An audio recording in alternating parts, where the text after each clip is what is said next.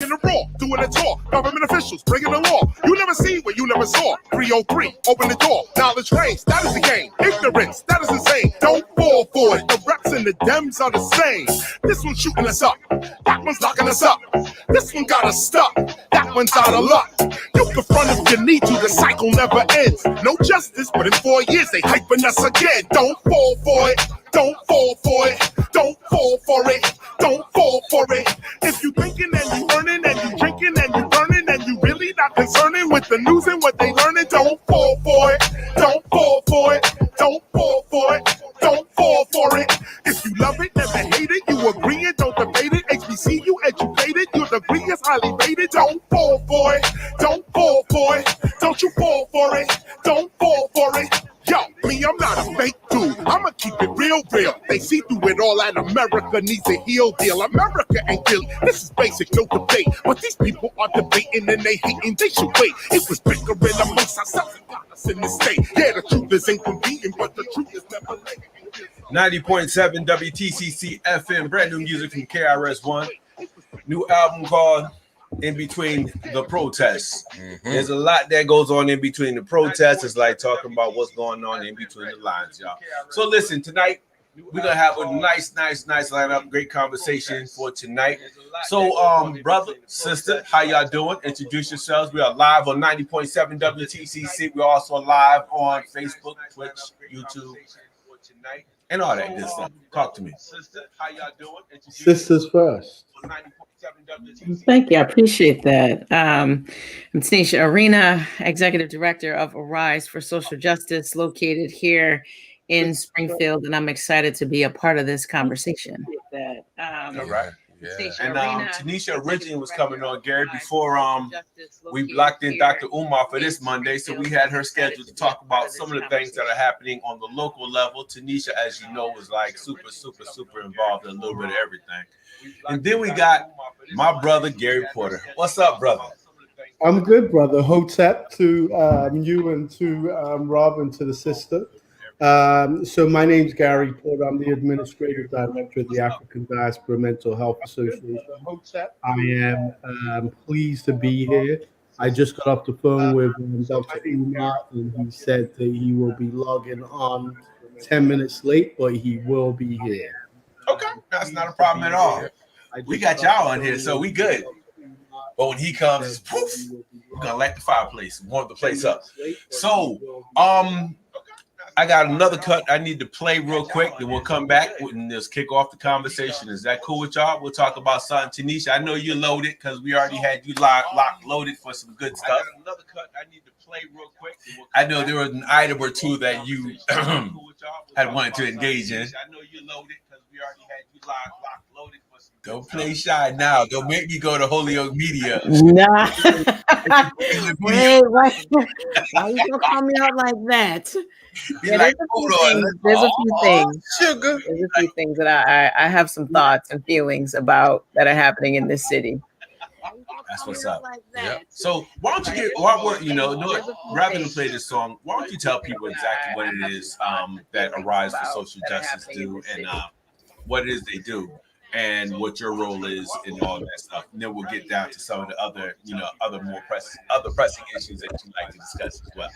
Oh, absolutely. So Arise works with poor and low-income folks. We don't turn anybody away. And it's around issues of housing and economic justice, homelessness, criminal justice, environmental justice, racial equity issues. We operate a full-service food pantry. We're the go-to place when everybody has fallen through the cracks at some of these other organizations. We're not beholden to funders in the same kind of way, so I can wiggle around red tape and bureaucracy. We meet people where they're at. We are not an agency. It's not forward facing to the street. Upstairs where I do administrative things, we are.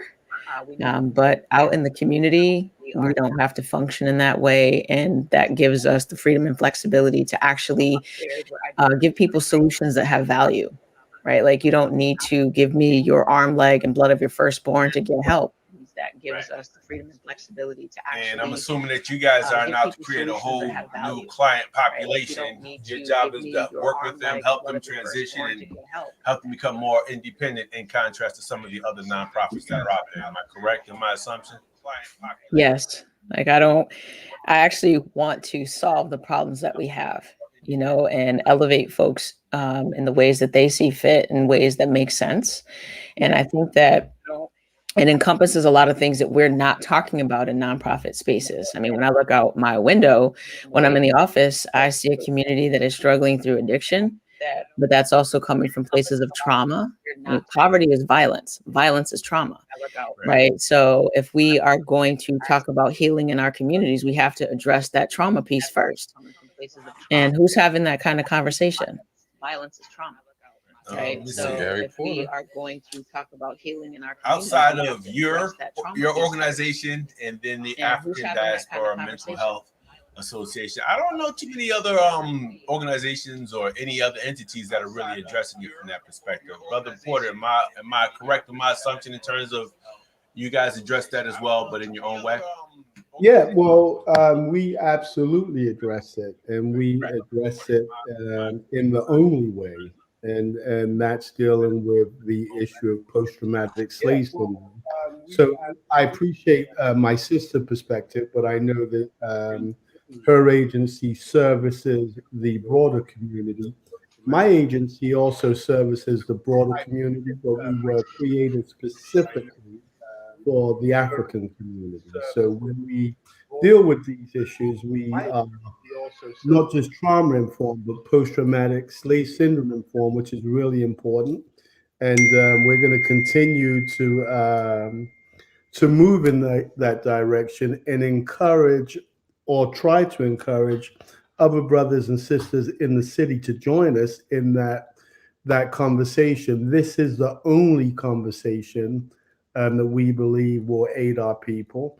And, we look at the world and we believe that we as people of color are still colonized.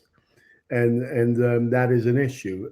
We need to deal with our colonial minds. And as I said before, a lot of people are focused on coronavirus, and we are focused on the colonial virus.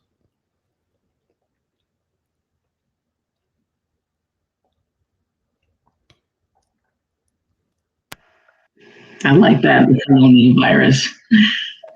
And true. We all definitely do need to decolonize our minds. That's a large part of the battle.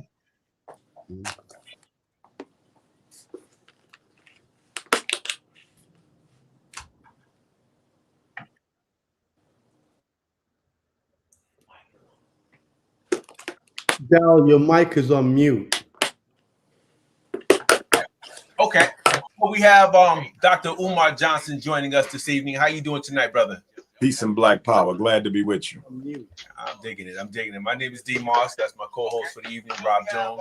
Good evening. We have with Greetings. us Tanisha Arena, who is executive director of one of our local organizations down here. And then Brother Gary Porter already. Hotep, Dr. Umar. Hotep, Brother Gary Hotep. Right from the start, I want to say thank you to Brother Gary Porter. He's the one who made it happen. Finally bringing Dr. Umar to Springfield, Massachusetts. So I want to give him a special big shout out in the entire African Diaspora Mental Health Association. Yep, absolutely. That brother made the phone calls, and we're deeply appreciated for Brother Gary. So with that being said, there's very few people who know who you are. Very few who do not know who you are. So for them, can you just introduce yourself to everybody who Dr. Umar Johnson is? Absolutely. Please forgive me for taking a drink. We're in day 5 of our revolutionary Pan-African nationalist fast. We fast for 21 days from the death of the Honorable Marcus Garvey, June 10th, to the date that Ghana became officially an independent republic on June the 1st. So those 21 days, we go from sunrise to sunset without any food or drink. And dusk took place at 9:04. And so I needed to break my fast just before I joined you all, so I apologize for the lateness. Dr. Umar Johnson is a doctor of clinical psychology, a certified school psychologist, a Pan-Africanist, a certified school principal, former Minister of Education of Marcus Garvey's UNIAACL, the largest Black organization in modern history that gave us the red, black, and green flag. I'm author of the book, Psychoacademic Holocaust, the Special Education and ADHD Wars Against Black Boys. And I'm author of my second book, which I will be bringing with me to Springfield, Massachusetts, to the lecture on Sunday, June the 27th. And that book is Black Parent Advocate, The Art of War for Dealing with America's Public and Charter Schools. I'm also founder of the National Independent Black Parent Association, which is an organization we founded a few years ago in Baltimore to organize Black parents around the country and ultimately around the world, because we are Pan-Africanists along the lines of special education, school discipline, school policy, school finance, homeschooling, social support, parent advocacy. And I'm currently in the process of building America's first truly independent revolutionary academy based on the principles of the Honorable Marcus Messiah Garvey in international economics, and that is the Frederick Douglass and Marcus Garvey Academy for Pan-African Excellence, blood relative to the great Frederick Douglass, as well as the great Bishop Alexander Wayman, who was the seventh successor to Richard Allen, who was the first to start an independent Black Christian religious denomination, the African Methodist Episcopal Church. Dr. Umar, it's Rob Jones. Good evening. Good evening. How you doing? Good evening. So I was first exposed to you from Elementary Genocide. Dr. Umar. And I've watched all three of those documentaries, and I believe you were in Hidden Colors too. And I saw you when you were with Dr. Claude Anderson at the Strand in Roxbury a few years back, pre-COVID. Yes, sir. And your book, which I got right here, it's all wrinkled up because I've read it a lot, has helped me and Daryl. We run a lot of youth programs for Black youth, and oftentimes we're invited by the parent to go join them on IEP meetings or disciplinary meetings, and your book has been instrumental in helping me neutralize the administrators as they were targeting, attacking, being aggressive towards the parents. So I definitely got to say thank you for that, and I appreciate everything you do and all the knowledge you drop on a regular basis, whether on digital formats or in your lectures or in your book. So we appreciate you. Thank you. So for those who don't know, and everybody should, on this month, June 27th, we'll have Dr. Umar Johnson in the city of Springfield for the first time. Thank you to Gary Porter and the African Diaspora Mental Health Association, who brought on a brother from the Garden of Eden and myself to kind of help make that Zephyr Mangru to help make that possible. So Gary, thank you. So Dr. Umar, typically what do people expect? For those who haven't seen you, there are a lot of folks have a lot of questions. It's like, wow, that's Dr. Umar. I don't know. I've heard about him. Talk about everything that you typically discuss. You just named a number of things that you're associated with. I'm particularly interested in that National Black Parent Association.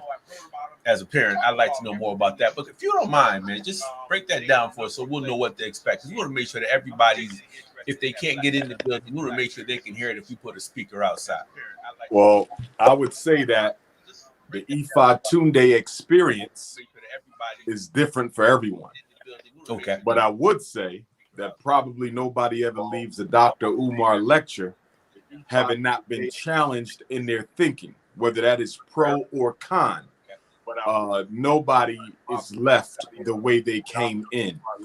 And I often hear from people after they attend my seminars that they may not have agreed with everything, but I said something that gave them pause or forced them to think or forced them to reconsider their particular position on an item. And that is why I do what I do, not to create Umar robots, but to create people who think. And so my job is to make people think purely and simply, to analyze everything. My goal is to bring about an intellectual insurrection in the minds of every attendee. Now, with specifically the topics I can give you those, but I can never give you the content because the content comes from spirit. So I'm always going to talk about the school to prison pipeline. But what I say in Hartford may not be what I say in Springfield. What I say in Springfield may not be what I say in Atlanta. I will definitely cover the topic, but spirit dictates the manner in which I do so. So we're going to deal with the psychoacademic Holocaust, which is what I refer to as the 6 stages of death for Black males in America. Miseducation, special education, psychiatric medication, juvenile incarceration, psychological frustration, and premature extermination. We're going to deal with that. We're going to deal with the special education hustle. We're going to deal with the ADHD conspiracy. We're going to deal with white racism, because there could be no school to prison pipeline without white people involved, because they are the conduit that takes the Black boy from the classroom to the prison cell. But we're also going to talk about the Black community's complicity in the psychoacademic Holocaust and the ADHD conspiracy and the special education hustle, because Black parents and the Black community needs to recognize that the system cannot operate without our permission. The system cannot operate without our signature. It requires consent of the parent for me as the school psychologist to conduct any evaluation. It requires consent of the parent for us to place a child in special education. The parent must sign consent for the IEP. So you're looking at approval from Black people during each and every stage of the psychoacademic Holocaust. But separate from the education and the mental health, which is primary, that is the main entree of the message, because it is the most unique aspect of my work.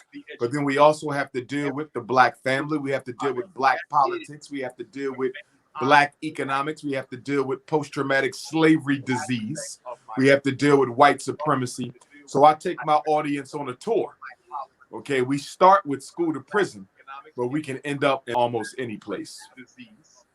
Yeah, we're in the midst of a school to prison pipeline right now with a school committee passing a policy with the Springfield Police Department to give them unrestricted access to the internal cameras of the Springfield Public School District.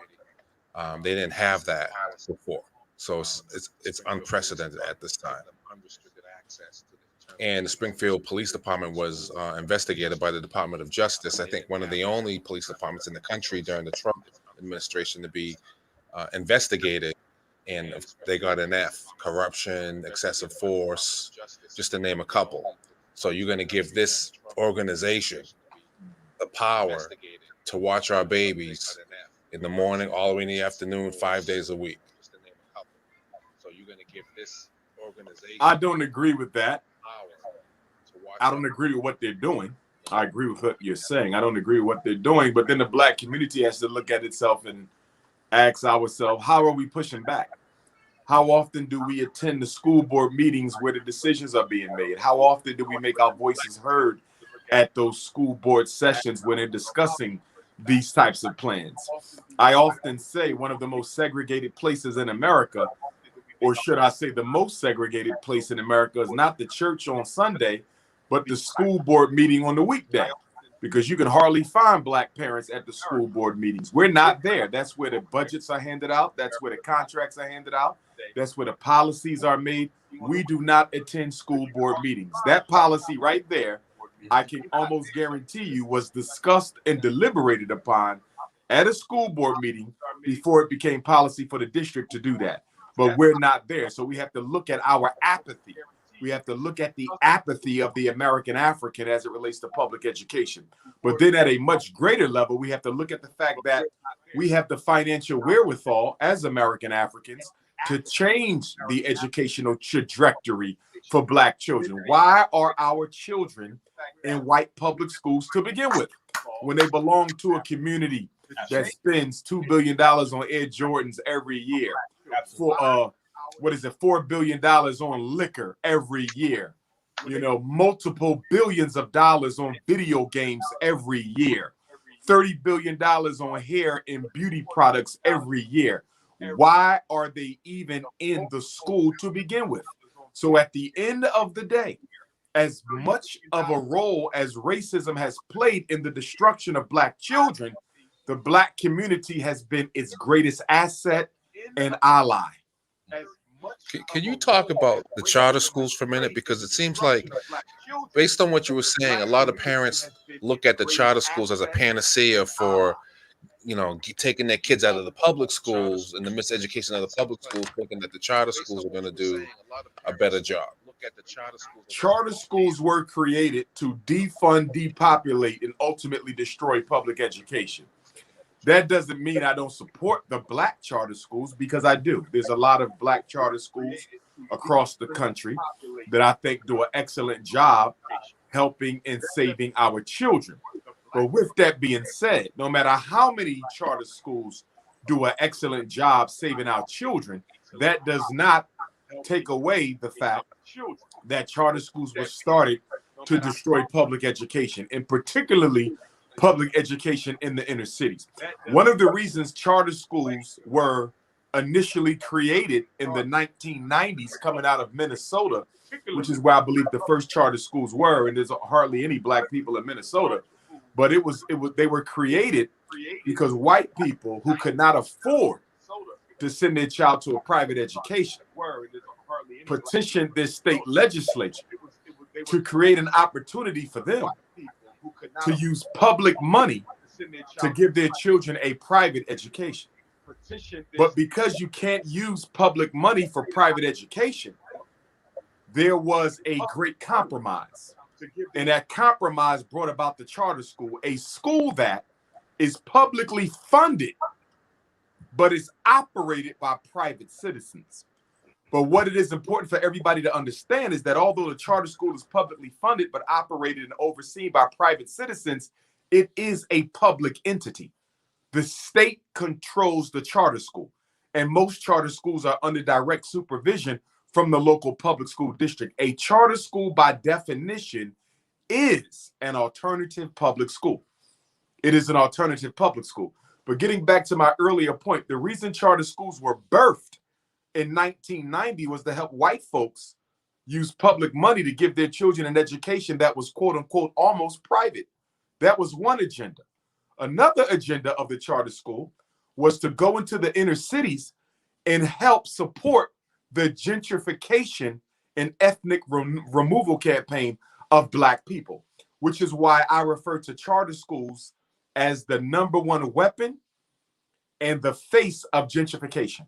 Show me any city that is under significant attack from the gentrifiers, and I will show you a city with a large population of charter schools. I'm actually talking to you from one right now, Philadelphia, my hometown. Philadelphia has more charter schools than any city in America, and it has also passed Seattle as the leading gentrification city in America. No other city is being gentrified, is ethnically cleansing itself of Black people quicker and more completely than Philadelphia. The way the charter schools are used to help fuel gentrification is that they come into our community and they tell parents you have educational choice. Parents enroll their children in the charter school, which effectively gives the white people who control the charter schools the ability to get funding from the public school. Because under a charter school, the money that a child would have got in the public school travels with them to the charter school. Now, once that money comes, it never goes back. And so one of the things that charter schools have been criticized for, and rightly so, is after they get money for Black kids from the public school, so you just taking money away from the public school for that child, you then send that child back to public school because you say they're a behavior problem. So you've already stole the money for the kid that you don't have to give back. And now you kick the child back to the public school. So that's how you rob from the school, but you never take on the responsibility of educating that child. But getting back to my point, that white charter school is going to hire white staff. That white charter school is going to hire white teachers, white faculty. They're going to move into that Black community, those white teachers, that white faculty, that white staff. And they're going to buy houses, and they're going to buy up the abandoned homes, and they're going to turn that Black community into a white community. And they're going to do it with almost no resistance because the average person doesn't feel comfortable attacking educators or attacking educational institutions. So when the Black community sees its children's teachers living down the street, they're going to say that's a good thing. My son's teacher lives across the street. My son's teacher lives around the corner. My son's principal lives 5 blocks away. But you don't realize that they're not moving in there to educate your child. They're moving into the community to change the color of that neighborhood. And after 5 or 10 years goes by, the property value will be taken up by the very same teachers that are educating your child. And now you'll be forced to move because you can no longer afford the mortgage or the property tax in that neighborhood. The best way to get rid of Black people is to open up a charter school, because Black people will not challenge gentrification if it's being done by the people who work inside their child's school. And that's why gentrification, using the charter school as a face, is one of the most effective weapons that racism has today. You know, one of the things, well, you said a lot of things that resonate. One of the things recently I've been getting from parents is that their school's been calling them, talking about their child has oppositional defiance disorder, and the kids haven't even been in school a full 2 months. They've been out of school for a year and a half plus, but all of a sudden these teachers are labeling their kids already with oppositional defiance disorder. Is that the new ADHD, since that term's been played out? It's not the new ADHD. It's one of the disruptive behavior disorders along with ADHD. ADHD is still the #1 most diagnosed mental condition for Black children. One of the things that I'm going to talk about in Springfield on June the 27th, and one of the things I talk about in the new book, Black Parent Advocate, that'll be available in Springfield on June the 27th, is the need for parents to stop taking mental health advice from educators. Educators have no legal right to give parents mental health advice, but they do it in the Black community because they know we're not going to do anything about it. It is illegal for a teacher to tell a parent your child has ADHD. It is illegal for a principal to tell a parent your child needs medication to get an education. They cannot force you to get your child evaluated, but they can bully you to do it. And a lot of Black parents up in Massachusetts and around New England and across the country, they get bullied by school staff into getting their children evaluated for ADHD, conduct disorder, oppositional defiant disorder, because they don't know that the school has no business giving them that type of advice. Now, a teacher can say your child meets with a level of behavioral maladjustment that we think could be abnormal for a child his age. In other words, they can only make the recommendation for the outside evaluation from a position of speculation. In other words, if they say, we think that he might just need to be looked at because we're not sure what's going on, that's legal. But the minute they say he has ADHD, the minute they say he has conduct disorder, the minute they put a label on it, the minute they say he needs medication to get an education, they've passed the line and broken the law. Can you educate the people who are watching and listening about the genesis of ADD and ADHD? Because I remember I saw you on a panel talking about that, and I thought it was very interesting. Yes. ADD, Attention Deficit Disorder, came to us in 1980, the same year that the CIA dropped off crack cocaine in the Black community. And the reason it came to us in 1980 is because that's the same year that mass incarceration took an uptick for the worse, because you now had crack. And so Black men started going to jail or going to the cemetery for selling it or smoking it or possessing it. And so you see the birth of the single parent household. Now, we've always had single parent homes in Black America, but they were never the norm until the 1980s. And anyone who disputes that can go and look at the census data. Most black homes had a mother and a father in them up until the 1970s. You don't really start seeing the rise of a single parent home until the late 70s, early 80s, because in the 1970s, that's when they economically destabilized the home by taking out the factory jobs and the skill sets from the high schools. There were no more livable wage skills being taught in the high schools.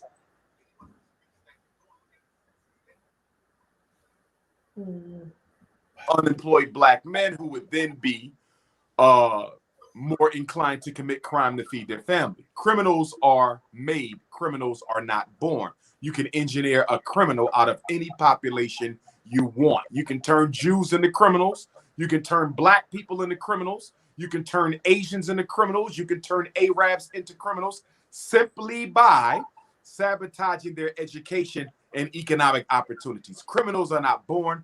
Criminals are produced by criminal societies.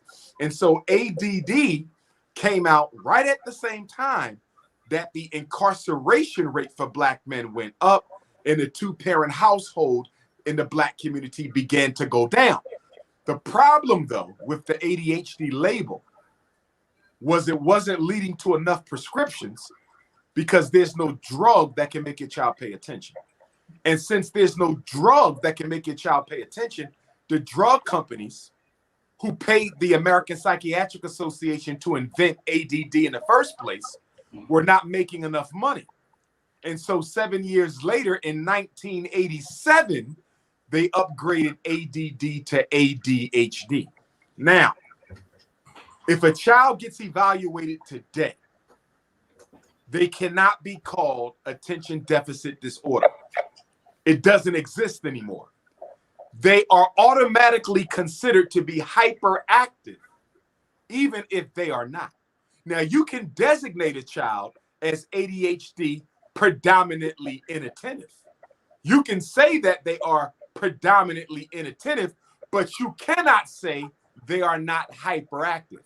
The way in which the diagnoses are written for ADHD in the DSM-5 basically says every child who gets evaluated for that, whether they be hyper or inattentive, are automatically considered hyper anyway. You cannot take the H out of ADHD. Every child is considered hyper, even if they're only inattentive. And of course, this is being done to make sure it leads to more prescriptions for the drug companies. This is all about money and pills. It is not about mental health. Tanisha and Gary, do you have any questions or any? I don't want to dominate the conversation. I know you folks. Well, firstly, you're doing a brilliant job, both you and Darryl. Let me just Otep again, Dr. Uma. Let me just say, Brother Gary. Dr. Uma raised the issue of the African community being complicit. And one of our greatest scholars, or a great scholar, forgive me for not being able to recall his name right now, said that the black community ran the greatest boycott ever against itself.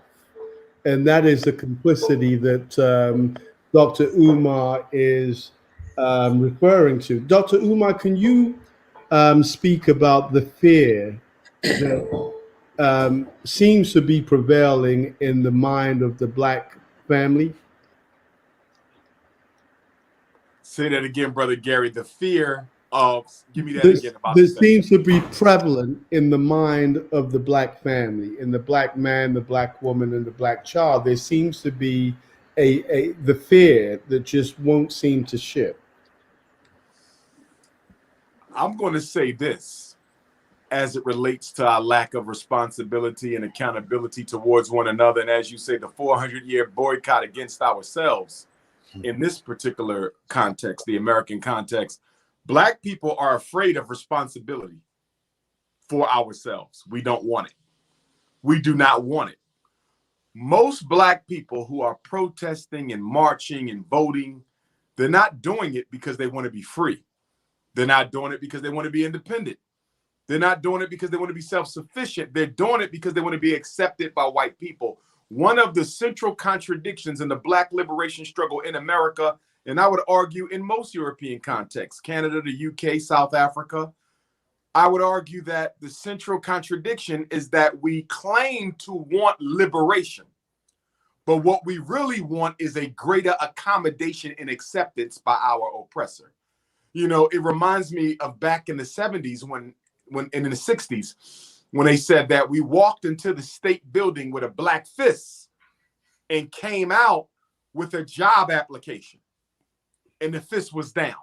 And so that leads to another point. And that is that we have to recognize that most black people are not fighting for freedom.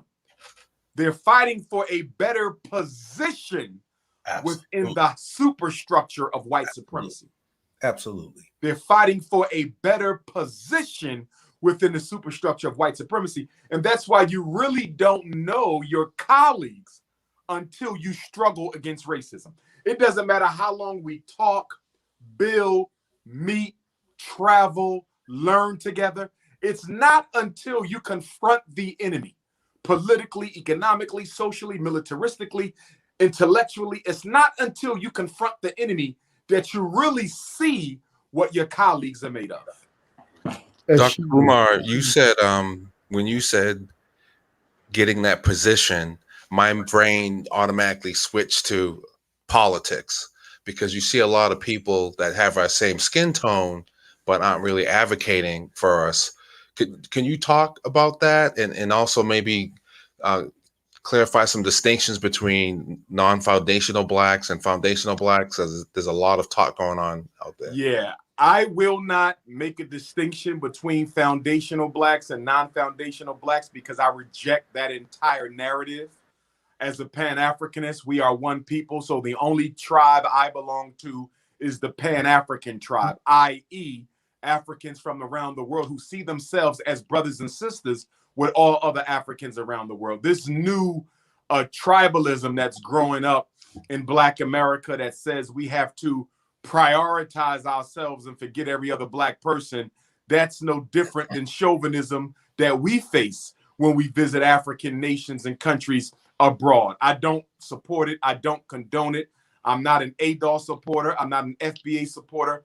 Both of them are anti-African movements, and both of them are founded by people who do not have pride in their African ancestry. So I will never, ever, ever lend any credence to that nonsense. I am a Pan-Africanist. It is everyone or no one. We rise together or we fall together. That's where I'm coming from. We're all the same. Whether we're in South Africa speaking Zulu, or whether we're in London speaking the Queen's English, whether I'm in the Bronx speaking Ebonics, if I'm in Jamaica, speaking the dialect there, if I'm in South America, in Brazil speaking Portuguese, one race, one family, one people. That's the angle that I come from. But I will say this, though, with regard to the Black bourgeoisie.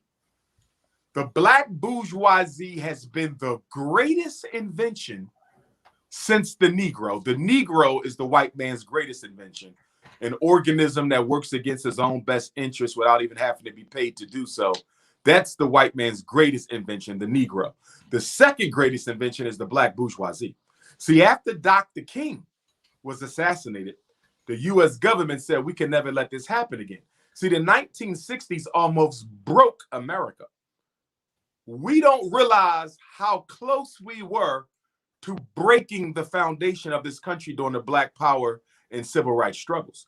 Because at that time, America had over 25 legitimate, serious Black organizations fighting at the same time for freedom, justice, and equality. Some were integrationists, some were nationalists, some were socialists, but they were all serious. America had to deal with King, Malcolm, the Nation of Islam.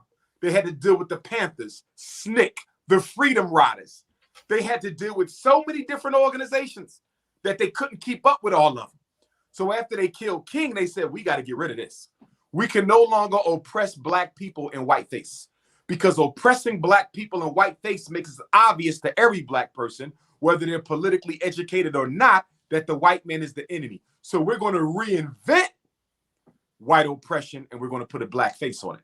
And that's when they started sending a lot of us to college. They started letting us run for public office. They started giving us vice president jobs and president jobs and managing director jobs and chief of police jobs. And they would then use the Negro to oppress the Negro. And they've been doing that with great effect from the 60s all the way to now. They use Barack Obama, okay, to oppress the Negro, do nothing about police genocide or economic inequity. They're using Kamala Harris and Tim Scott to get on TV and say America is not racist. They're using other Negroes to push this narrative that racism should not be taught in public school.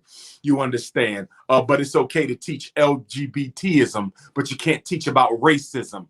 Okay, so all of this is being done by white power, but they're using Negroes to co-sign it in public. And this confuses black people.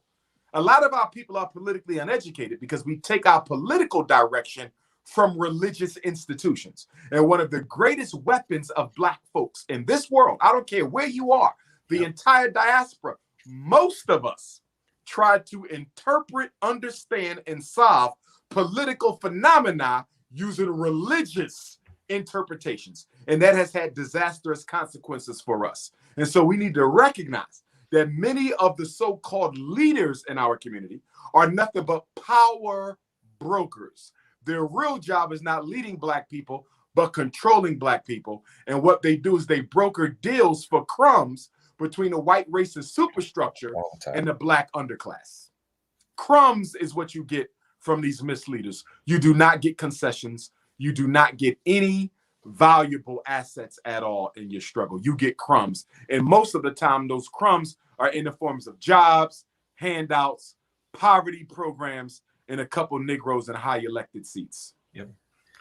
Tanisha, you have any questions or comments for Dr. Umar? You've been a little quiet. I'm just taking all this in. I can't say that I agree with everything that's said. I live in some of these intersections, and there are things that I do agree with, like the systems and institutions that we have in place are clearly designed to oppress us. And I do feel like oppression has had to take on different faces throughout the course of our history to keep us in a particular space. And I don't feel like our freedom and liberation is going to come from old white dudes. I mean, just to put it plainly, like it's never going to come from the oppressor. I also think that it is somewhat harmful to say that Black folks don't want responsibility for themselves, because history has shown us that that's clearly not the case, because we've established communities that were thriving and vibrant, and then they were destroyed by white folks. And how do you create thriving, vibrant communities if you don't want responsibility for yourselves? I think that is something that we do want. We want the freedom to exist and be so that we can thrive. And yeah, like who is walking around saying like, I don't want to be responsible for myself? I mean, we're coming from this place of not even being allowed to be responsible for ourselves because of being enslaved and on plantations and whipped and beaten and having our loved ones snatched from us.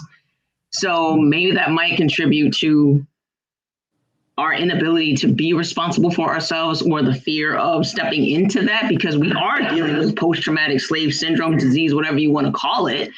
Like, these things have been pressed upon us and do exist in our DNA in the same kinds of ways that, you know, Jewish folks who experienced the Holocaust, that's in the DNA of their descendants. You know, like I think it's dismissive, you know, to just skip that part, like we haven't gone through those things and that there isn't resiliency that exists in our community, you know. And we also are coming from this place where we're not allowed to experience illness, right? Like, we need more than praying to Jesus. And I'm not saying don't stay prayed up, but go get therapy, take the medication if you need it. Those things are real. And I think some of this is harmful to put into the community, like, oh, this is all manufactured and blah, blah, blah. And some of that is true. Some of it is true. Okay. So I think that there has to be room for this dialogue and for other people's truths and their experiences. I'd like to respond if I could. And all due respect to the Queen, and I agree with a lot of what she said. With regard to mental illnesses being manufactured, there is a very long and arduous history that is irrefutable, that mental illness in the Black community, and even to a large extent in the white community, but I'm focusing on us because Black people are my priority. And I say that unapologetically. I'm not interested in multiculturalism. I'm interested in Black people. But if you study mental illness in the Black community, you will find that most of it has been manufactured, a great deal of it. In fact, in the 1960s, they used to misdiagnose Black revolutionaries with schizophrenia so they could lock them up in mental health hospitals, because they concluded that if you put them in a mental health hospital, you could keep them off the street longer than if you charge them with the crime. Because if you charge them with a crime, they can get bail. But if you arrest them in a mental health hospital, saying that it's for their own good, they could almost be kept there perpetually. It is a book that was written called Black Schizophrenia, Black Psychosis. I may be getting the name wrong. We look at the use of mental retardation as a weapon against Black people, particularly in the early 20th century and late 19th century, where they kept Black people from getting married and having children based on IQ scores. We look at ADHD, created by the drug companies. We look at conduct disorder, created by the drug companies. We look at oppositional defiant disorder, created by the drug companies. We look at the reading disability and the math disability, created by segregationists so that they can resegregate Black kids from white kids. These are not ideas or theories. These are facts, and they can be proven with dates and times. The history is there. Psychology has always been the enemy of Black people. But I also want to say this to the sister's point, that nobody's walking around saying, I don't want to help myself. Nobody's walking around saying, I hate myself either, but that doesn't mean you don't hate yourself. One of the chief symptoms of mental illness is denial. And Black people have a whole lot of denial. And one of the second chief symptoms of mental illness is an inability to perceive one's reality accurately. And because of our denial, it makes it very difficult to solve our problems, because we don't perceive our reality accurately. But at one more point, the Queen spoke to the Black Wall Streets and the thriving Black communities that we've built.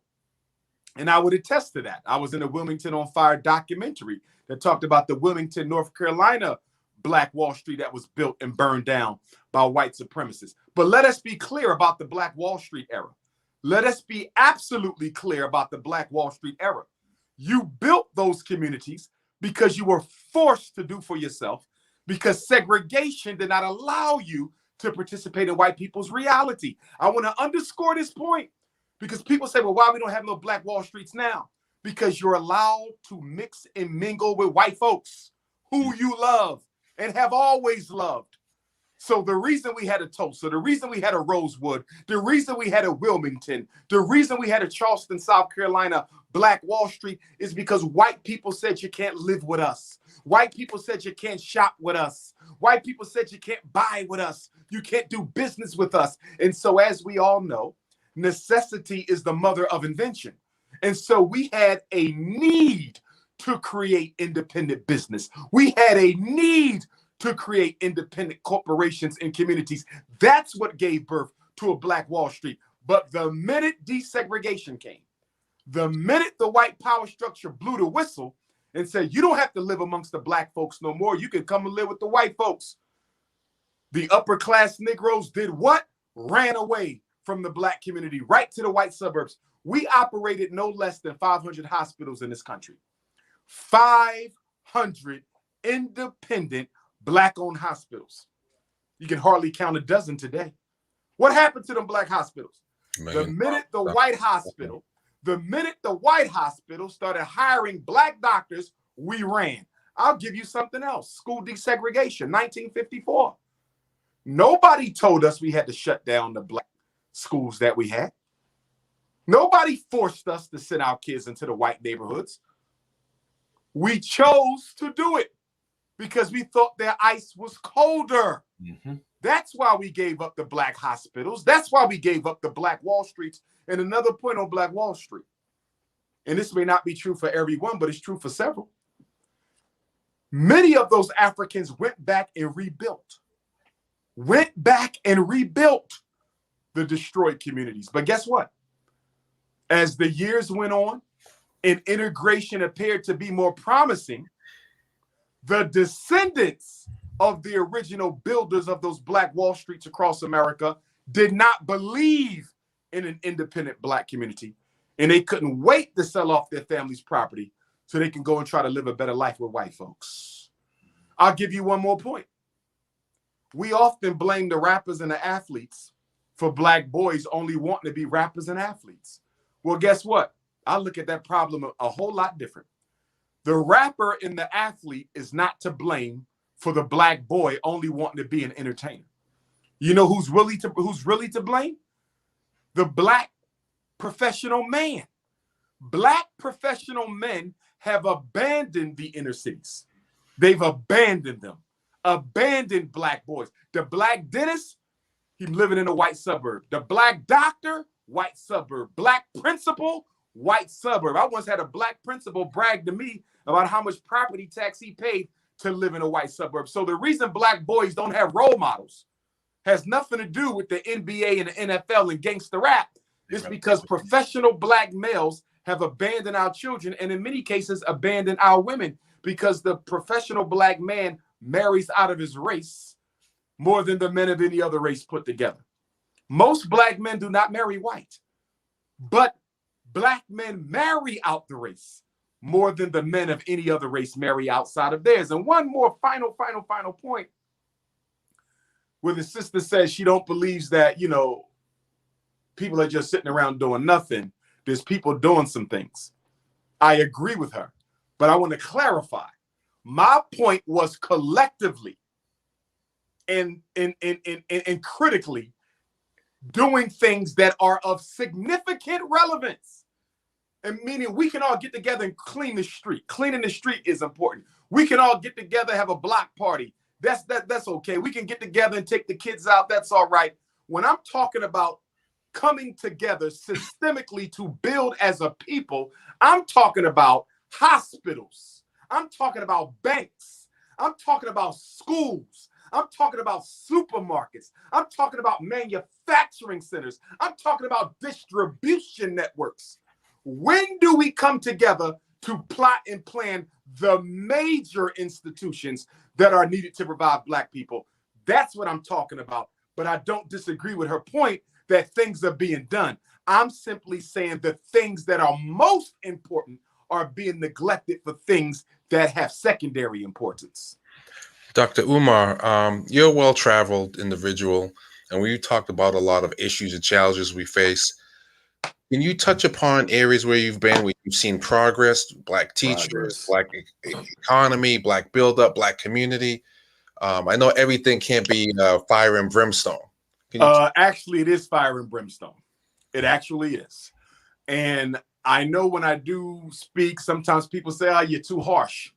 I am never going to lie to Black folks about our reality. I will never do that. I am not going to sugarcoat it. I'm not going to make it look like we're doing better when we're doing worse. I am not going to do that. It is fire and brimstone.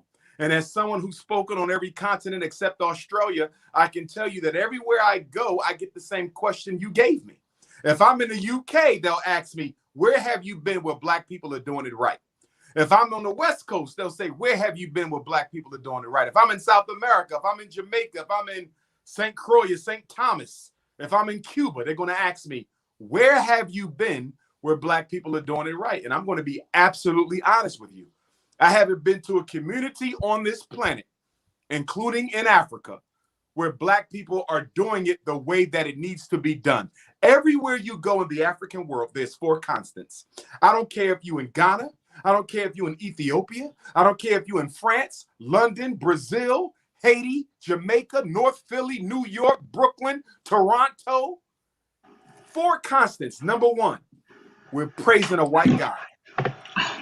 We're overwhelmingly praising a white God. Oh boy. Number 2, mass unemployment and mass incarceration of Black men. I don't care where you go. I don't care where you pick a country. Pick a country. Jesus is white. There is a crisis in Black male unemployment and mass incarceration.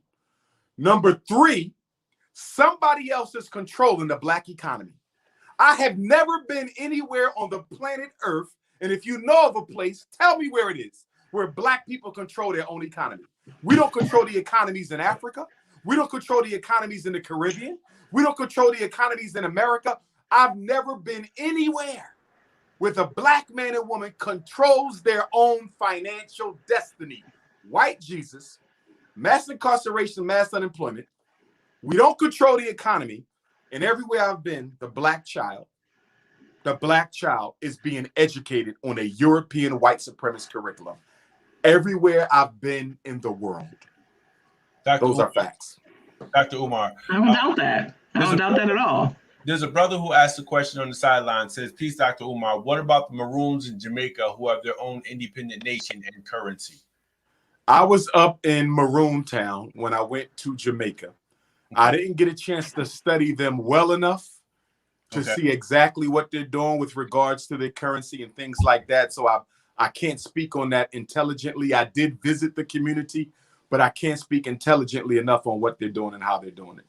So let me ask you, given everything that you just said for the last 5 minutes, which really kind of struck a chord with me because there are people who honestly try, and I know you admitted to that, and we know that.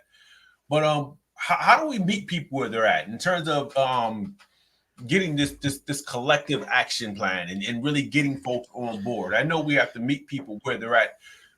How do we do that? Well, first of all, we need to understand that the liberation struggle will not be a utopia. Everybody's not coming and they don't want to come.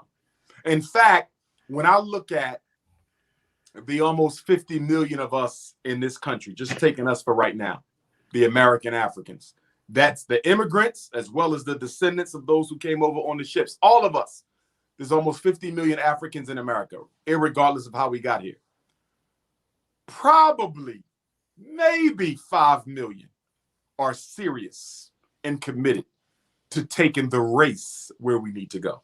Most of us are so in love with our materialism, our jobs, our degrees, our house in the suburbs, our white wives, our white girlfriends, our white husbands. We are so in love with white culture that we're never going to leave it alone. Most black folks are useless when it comes to the liberation struggle. If you're thinking you're taking 50 million people with you on the struggle, you're out of your mind. Black folks don't want that. They don't want to be free. They want to be comfortable amongst white folks. That's what they want.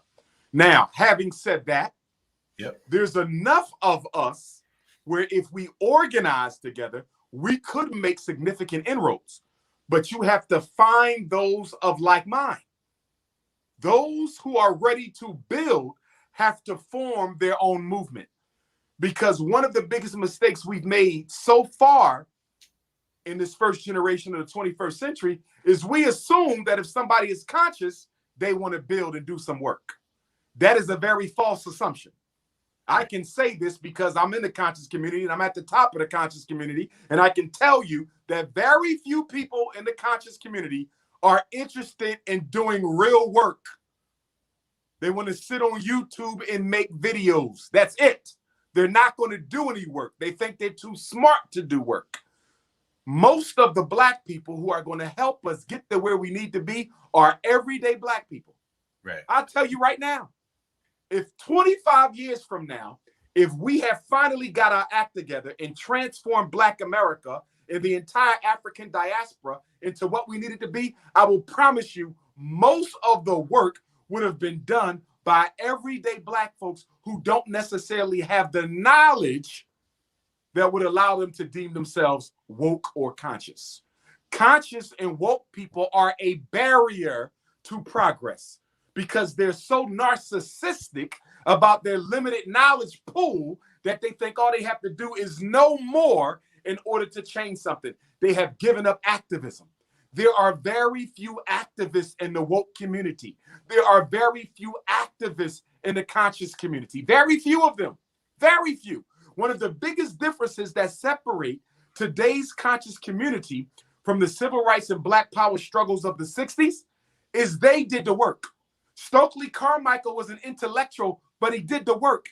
H. Rap Brown, who's now in prison and we're trying to get him out, Jamil Alameen, he was an intellectual, but he did the work.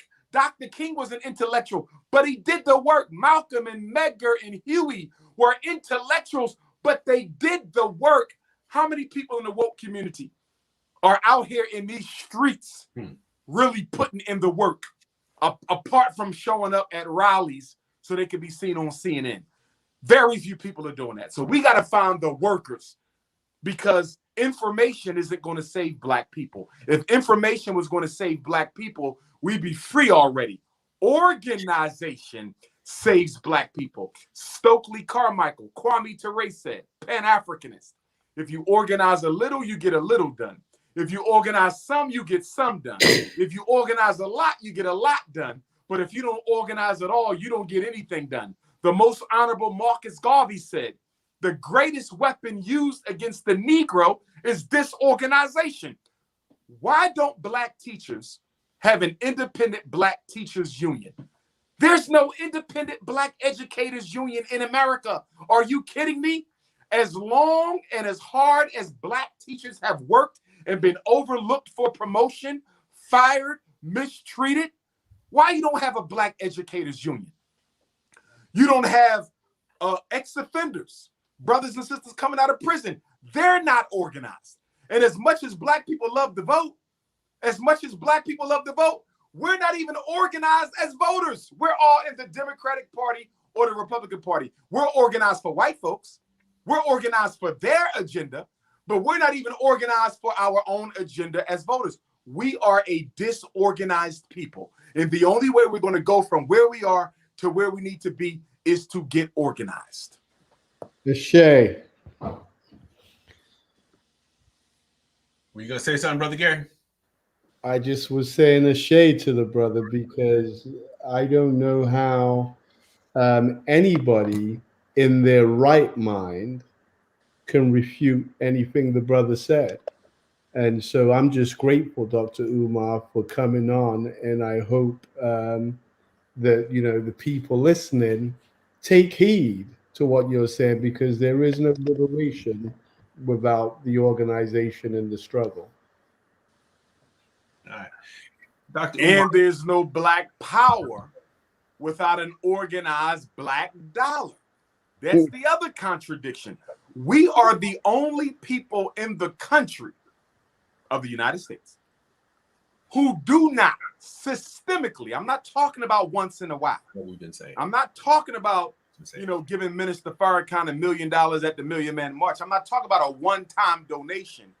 I'm saying we as a people do not systemically use our money to build political power. We're the only ones who don't do it. The reason we march and pray so much is because marching is free and so is praying. If Black folks had to pay $50 to march or $50 to vote or $50 to pray, they wouldn't be marching, voting, and praying either. We will do anything except use our money for liberation. There can be no Black power without the Black dollar. So would it make sense for people to organize Black business communities in across the country so that we can underwrite our own movements, our own institutions? Typically, when we hear speakers, we hear academics, we hear preachers, we hear entertainers, but we very rarely hear from folks in our business community. Mm-hmm. Is that part of the? Is that one of the missing pieces as we talk about the gaps in our community? It can be, but it depends on the consciousness of those business leaders. I mean, let's be honest. Most of our Black business, many of our Black businessmen and women have a Eurocentric approach to economics. They are simply white capitalists in a blackface, and they operate along the same principles of economic exploitation as any white capitalist will do. And so with that being said, I think we need to create a definition of what a Black business is. All definitions have to be redefined. Everything has to be redefined. What is a Black business? Is a Black business simply a business owned by a Black person? So if Dr. Umar opens up the Frederick Douglass Marcus Garvey Academy and I hire all white folks, and even though it's all Black kids, but I hire all white teachers, all white staff, and I go move in a suburb, and most of my teachers live in a suburb too, which means the white suburb is benefiting more from FDMG than the Black students who go to it. Can FDMG qualify as a Black business? I don't think so. And I know dozens of Black businesses where the business owners live in a white suburb, put their money in a white bank, and don't come back and do anything for the black community where their business is thriving. So to me, that is not a black business. Okay. A black business is a business that gives back to the black community that it is taking from. So we need to redefine everything, because simply saying that black business owners need to form communities, you know, I'm not necessarily, that's a good thing if they're conscious. If they have an African-centered consciousness, that's perfect. But if they're Eurocentric Negro businessmen and women, then that won't benefit us at all. Because all they want to do is get back to their house in the suburbs as quickly as they can. And I have another question as well, unless somebody else wants to jump in. You talk about woke and then you talk about conscious. Can you talk about the difference between those two terms? Yes, sir. For me, woke. What exactly does it mean to be woke or conscious? Because we hear it so much sometimes that people have kind of lost track of the context. Can you break it down for us? Yes. For me, woke is simply being aware of your reality. I am woke to the fact that voting isn't going to change anything.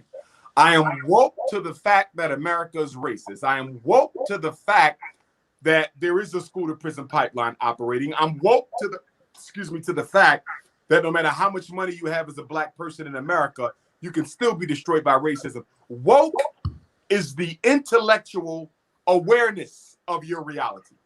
You can now see racism clearly and how it operates. That's woke. For me, conscious is what you do as a result of your wokeness.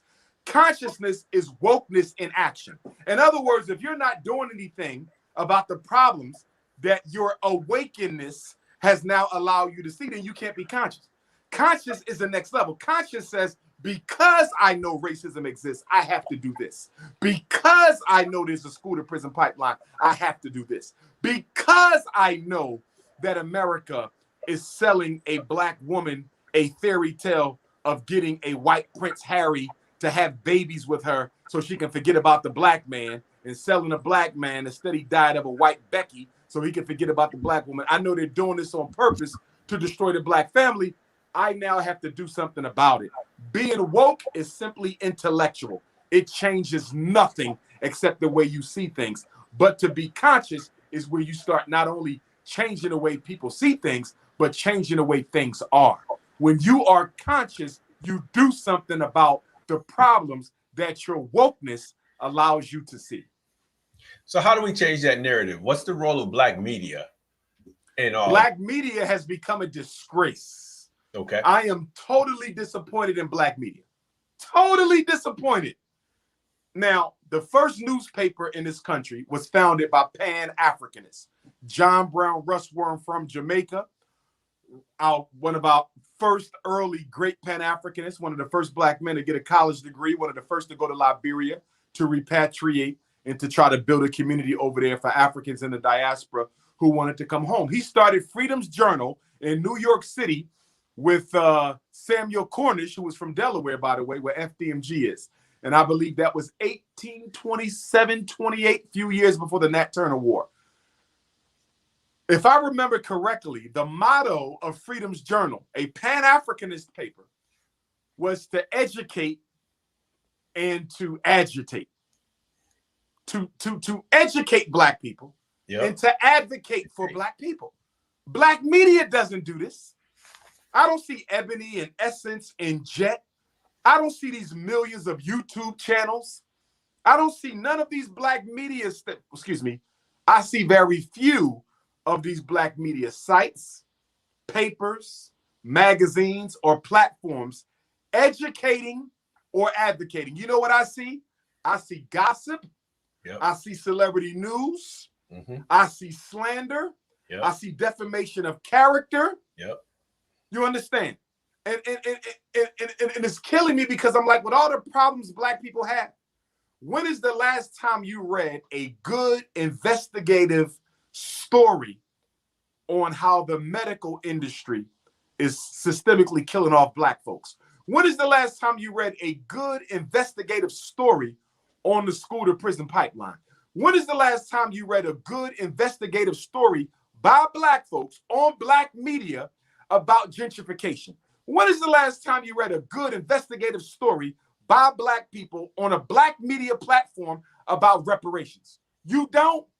We hardly tackle the real issues anymore in black media. We hardly discuss the real problems anymore in black media. Every time I go to media sites, even if it's conscious, they're talking about the NBA, the NFL, T.I. and Tiny, R. Kelly, Bill Cosby, Deshaun Watson, the upcoming NFL draft, who married who cheated on who's leaving whose new album is coming out. It's all gossip and slander and ambulance chasing. I see very little attention being paid by black media to the issues that matter. I am very disappointed in black media. It is a disgrace. Dr. Umar, what about the distinction with black media compared to the new black media? What's the new black media? Well, I don't know if Tariq would fall under that. Dr. Boyce Watkins, Black Authority. They the new black media? Professor Truth. You know, I mean, those last two are purporting to be the new black media. Well, knowing what I know about some of the names that you mentioned, I don't think I'll be too thrilled about anything that they're doing. With some of the others that you mentioned, they might be doing a good thing. I would have to look a little bit harder at this new black media because, again, I'm not really seeing any real worthy investigative journalism on the problems that are really affecting black people. When I see that, I'll give all of the kudos. I'll give Tyreek kudos. I'll give Boyce kudos. I'll give Professor Black Truth kudos. If they start doing some real investigative journalism, I don't mean re-reporting or regurgitating what CNN talk about. I don't mean re-reporting and regurgitating what you saw on the soundbite or a clip on BET. That's not investigative journalism. Investigative journalism is getting up off your backside, going out to the streets, interviewing people who are involved in a certain situation, doing some research, original research, not just reporting what everybody else is reporting, getting your own fresh data, your own fresh interviews, and bringing something new to the puzzle that can help black people understand the matrix. That's what I'm talking about. And I don't see anybody doing that, including the people you named. I agree with that. Having a digital platform doesn't make you media. No, sir, it does not. It does not. No, sir. And having a digital platform don't make you a leader at all. And what we need, as Dr. Carter G. Woodson said in Miseducation of the Negro, what we need is not leaders, but servicemen and women. He said everybody wants to be a leader, but where are the workers and the organizers? We don't need no leaders. We need organizers. Organize the people. Everybody just want to sit up top giving out orders. That's not going to liberate black folks. We need organizers. That's why I say I'm trying to organize the parent association. I want to organize FDMGs all around the world. Black people love to have leaders because they want to scapegoat for why they're not where they should be. Black people love to point out somebody and say, we're not where we are because he ain't doing this right or she ain't doing that right. Don't even give them the opportunity to do that. We need organizers. You know what? I was going to ask you if you can break down what black leadership is or isn't, but I think you just did that for me already. Yes, sir. So I ain't gonna, but I do want you to talk a little bit about the Black Parent Association. When we talk about organizing, people talk about getting to black youth. They talk about getting to black single mothers. They talk about working with black fathers. We'll get to the point where we kind of compartmentalize, but we don't really get to black families. So when you talk about a Black Parent Association, can you talk about what the objective is, what it is that you're doing? Yes. That can be replicated in other areas? Talk to me. Certainly. Okay. In order for somebody to start a study group of the National Independent Black Parent Association or a chapter of the National Independent Black Parent Association, they have to attend one of the boot camps. You have to get the boot camp training before you can start organizing. And the difference between the study group is they only study. They help parents learn more about what's going on. A chapter actually advocates. They go with parents to meetings. They go to school board meetings. They meet with superintendents. They challenge things in order to change them. We've probably trained 300 advocates. No, at this point, I probably trained about 500 or 600 people, but very few of them have had the commitment to our community and to our families to start a chapter of the NIBPA. And that just goes back to what we said earlier. We have a couple.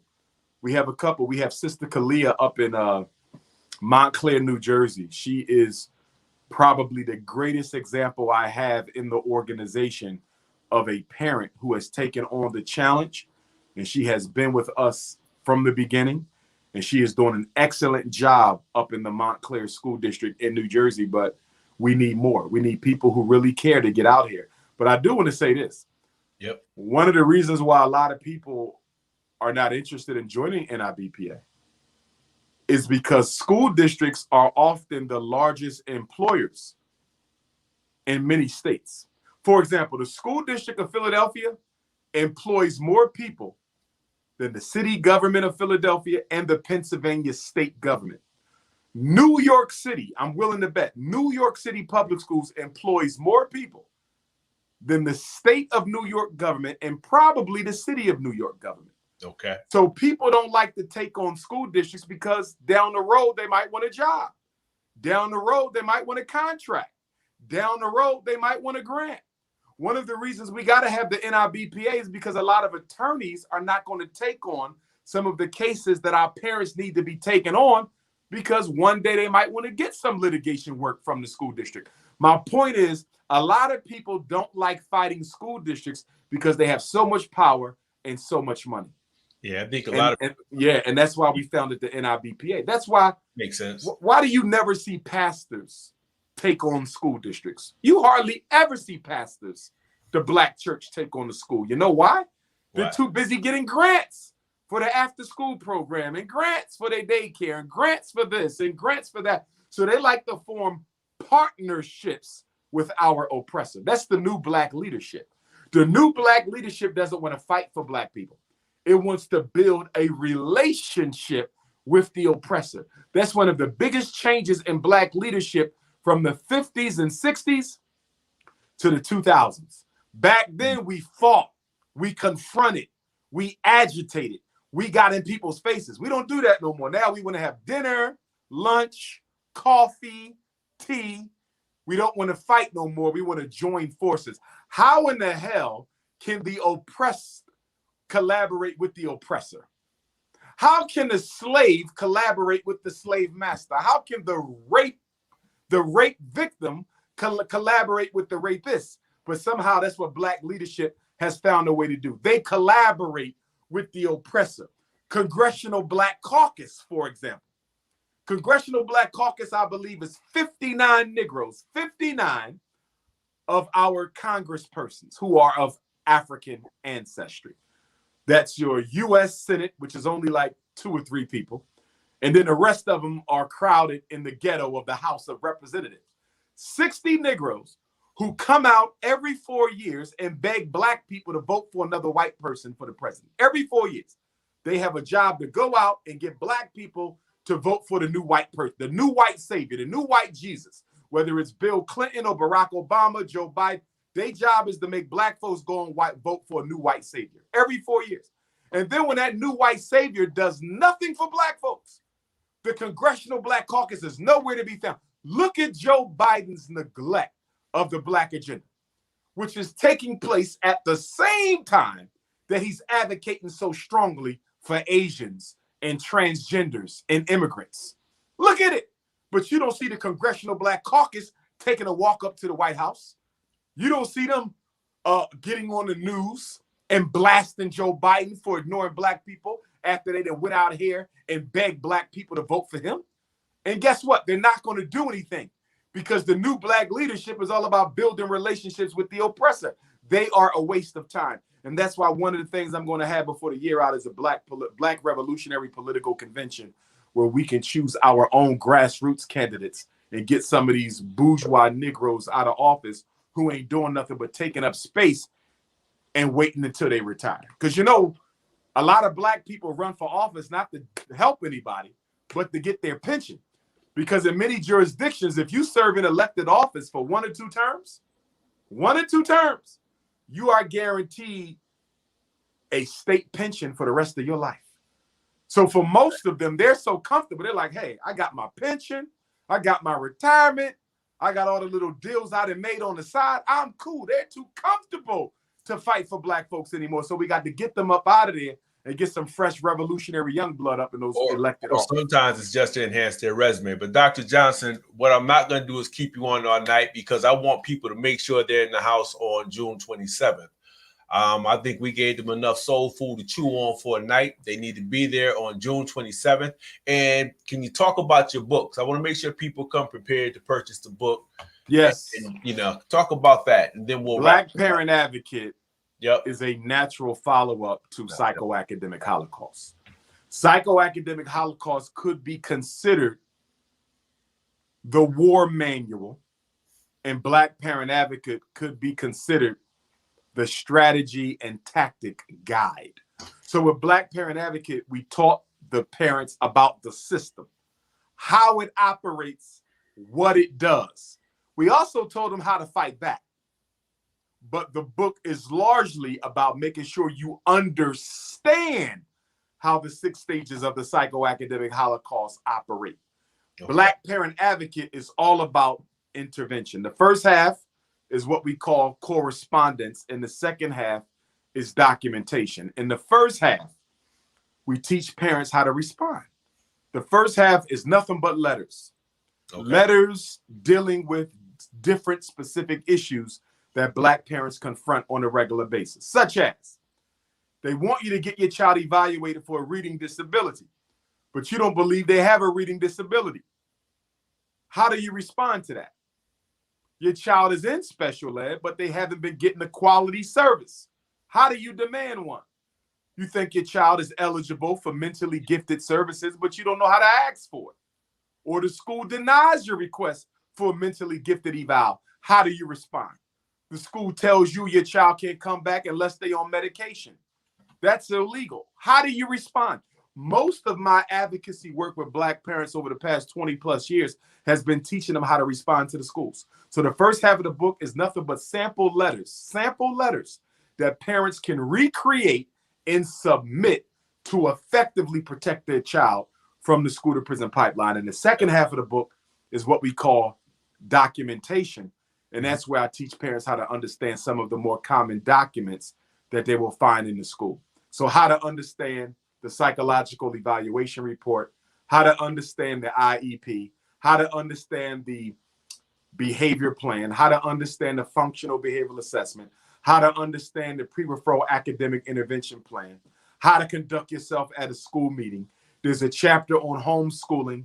There's also a chapter on how to deal with disruptive behavior without medication. So I think both parts of that book, if Black parents read it from start to finish, and although it is a resource manual and you can simply go to the section that is of interest to you and your child, I recommend that they read the whole book from start to finish first before they start using any of the material, because I think they will get so much more out of it. And the reason I wrote this book is because I saw that even after psychoacademic Holocaust, a lot of parents still had some questions. So with Black Parent Advocate, I hope to answer a lot of those questions, shed light on a lot of those questions, but also because the Frederick Douglass and Marcus Garvey Academy, God willing, will be coming soon, I won't be as free as I have been these past 20 years to help parents. Because these past 20 years, I've spoiled our parents, and they deserve it. And I'm glad that God put me in a position to help them save so many of their children. But once I open up that school, my primary number one job is supervising the education of the young men at the Frederick Douglass and Marcus Garvey Academy. I will not be as available as I have been. And so having these two books in publication gives Black parents some material that they can turn to when they can't reach Dr. Umar. But I'm also hoping that we will have a lot more chapters of the NIBPA up and operating as well to help our parents too. All right. Well, Dr. Umar Johnson, I appreciate you coming on with us today. Looking at some of the comments on the sideline, there are a number of areas that people want us to touch on. We really want to give folks an introduction to Dr. Umar Johnson. Everything else you can find on June 27th at the Springfield Boys and Girls Club Family Center, 100 Acorn Street. Come out prepared to listen, engage, be a part of the conversation. Everything we do is about conversation and dialogue. Come out, be prepared to be a part of that. And for parents, or you don't have to be a parent. If you're a caring adult and you have kids that you're looking out for, be prepared to purchase this book and support this particular movement. Dr. Umar Johnson, I'm going to thank you for joining us. Yes, indeed. Thank you, family. Can't wait to see you guys. 2 weeks and counting. Dr. Umar, peace and black power, brother. Looking forward to seeing you, brother Gary. Thanks for bringing me up there. It's been a long time coming. Malcolm X had some footprints in Springfield, Massachusetts in his early days of building for the Nation of Islam. So definitely some revolutionary history up there in Springfield, and I'm looking forward to becoming a part of it. All right. Thank you, sir. Thank you. Black power. Ladies and gentlemen, this is 90.7 WTCC FM. We are not done. We're still on. We'll still be having conversation. That concludes the portion with Dr. Umar Johnson. Originally scheduled to be in that slot was Tanisha Arena, and we still have her on. So we're about to break up and chop some soul food up with Miss Arena as well. How you doing, sis? I think I'm recovering. Again, there are some things that I can agree with, and then some things that I cannot. This is my first experience of Dr. Umar, and I'll say a few things, but there are what I feel are some critical pieces that are missing in his assessment. And like I said, I'm in recovery, right? Because it's every name that was dropped is the name of a man, and there are actually women out here who are doing this work. The way that he talked about being woke and conscious is like you've reached this pinnacle. And these are spaces, like it's on a continuum, and no one is fully woke or fully conscious. And we're not supposed to use it against each other like a weapon, like, oh, well, you're not as woke and you're not this and you're not that, because that's damaging to our community. He didn't address the four stages of oppression and what that looks like. And that is exactly how you would want to reach across the aisle and make nice with your oppressor, right? Like not naming any of those things, right? Everything from a heteronormative framework, not looking at the intersections of someone's identity, misnaming things. They're not transgenders. There are trans folks. Right. There are those of us who actually live in those intersections and are Black and something else. It doesn't mean that I'm not out here doing this work, that I'm not pushing for liberation in my community, that I don't care, that, I might want to run for office because I just want to collect a pension. There's so many stereotypes. It's like, can we have a little bit more deep thought? And then the dismissiveness of folks who are literally struggling with mental health. Right? Like the experiences of living in a Black body in this country, that does do something to you. And that's not manufactured. When you can't figure out your reality because you're being gaslit, because let's face it, colonization is rooted in abusive values. And one of those things is I'm going to do things to make you question your reality. Like, no, that didn't really happen. All the places that he named where there wasn't a Black dollar or all these other things, colonized nations. Colonization is rooted in abuse. And abuse is, I'm going to treat you any old which kind of way. And then I'm going to tell you, that didn't really happen. That's the gaslighting. And so you can't figure out what your reality is. And then that's not, well, I don't really have mental illness. And then it's really dismissive that when you're having this lived experience, you're watching your loved ones have this experience, to be like, oh no, the government made that up. No, the government didn't make up the experience of watching my mom be depressed and go through those kind of things. That wasn't made up. So listening to him, it's like, I'm exhausted, maybe even a little triggered, because it's just like, are you for real right now? And all he did was talk at people in third person. That's what. So I'm really not sure like what to make of him right now. Like, okay. I honestly wasn't. Was looking to get back on schedule. So people are going to hear him. Some folks are going to agree. Some people are going to disagree. There are people who agree with things that I say, and there's people who disagree with things I say. It is what it is. Not to discount or devalue anything that you're saying. I hear you. Some of the points, I listened to him as well. A lot of the points he made, I was on point with. And I think in order to move our community forward, I think these are hard conversations that we have to ask. We have to have, whether we like it or not. Regardless of where we stand. at the end of the day, we're Black first and foremost. And I think we're all, and when he says Black, he's all inclusive. If you're Black and you're wearing the skin, we're dealing with this issue and we're dealing with struggle. We have to consider that. I know we had conversations on the show a couple of months back, and you said the same thing. I'm still Black. We get that. You said at the family table, it's family. This is a family conversation. It's going to be a hard conversation. I think one of the things we tend to do is we're so easy to keep. Now, I'm not saying you're doing it. These are my thoughts. We cancel people out so quickly before we actually engage them in dialogue. The purpose of him coming on the show tonight was to really talk about what people can expect when he comes on June 27th. We know that the place is going to be packed. We want to make sure people are familiar, make sure people are ready. If people have questions, another man taking up more space. Yeah, I'm reading some of the comments and I'm like, I'm interested. I mean, so to answer double exposure, why didn't I speak my speech with Dr. Umar? Well, because I couldn't. Like I have lots of thoughts. I would say the same things because I do have those questions and quite capable of pushing back. And I'm not saying that he needs to be canceled. I'm saying that there are. I said those are my thoughts. I didn't say they were yours. Make sure I'm clear before. No, that's the I can see the comments. And it, like I said, this was my first time. So it's like, okay, let me listen and see what this person is about. And again, some things I can agree with, some things that I don't. And are these hard conversations that we need to have in our community? Absolutely.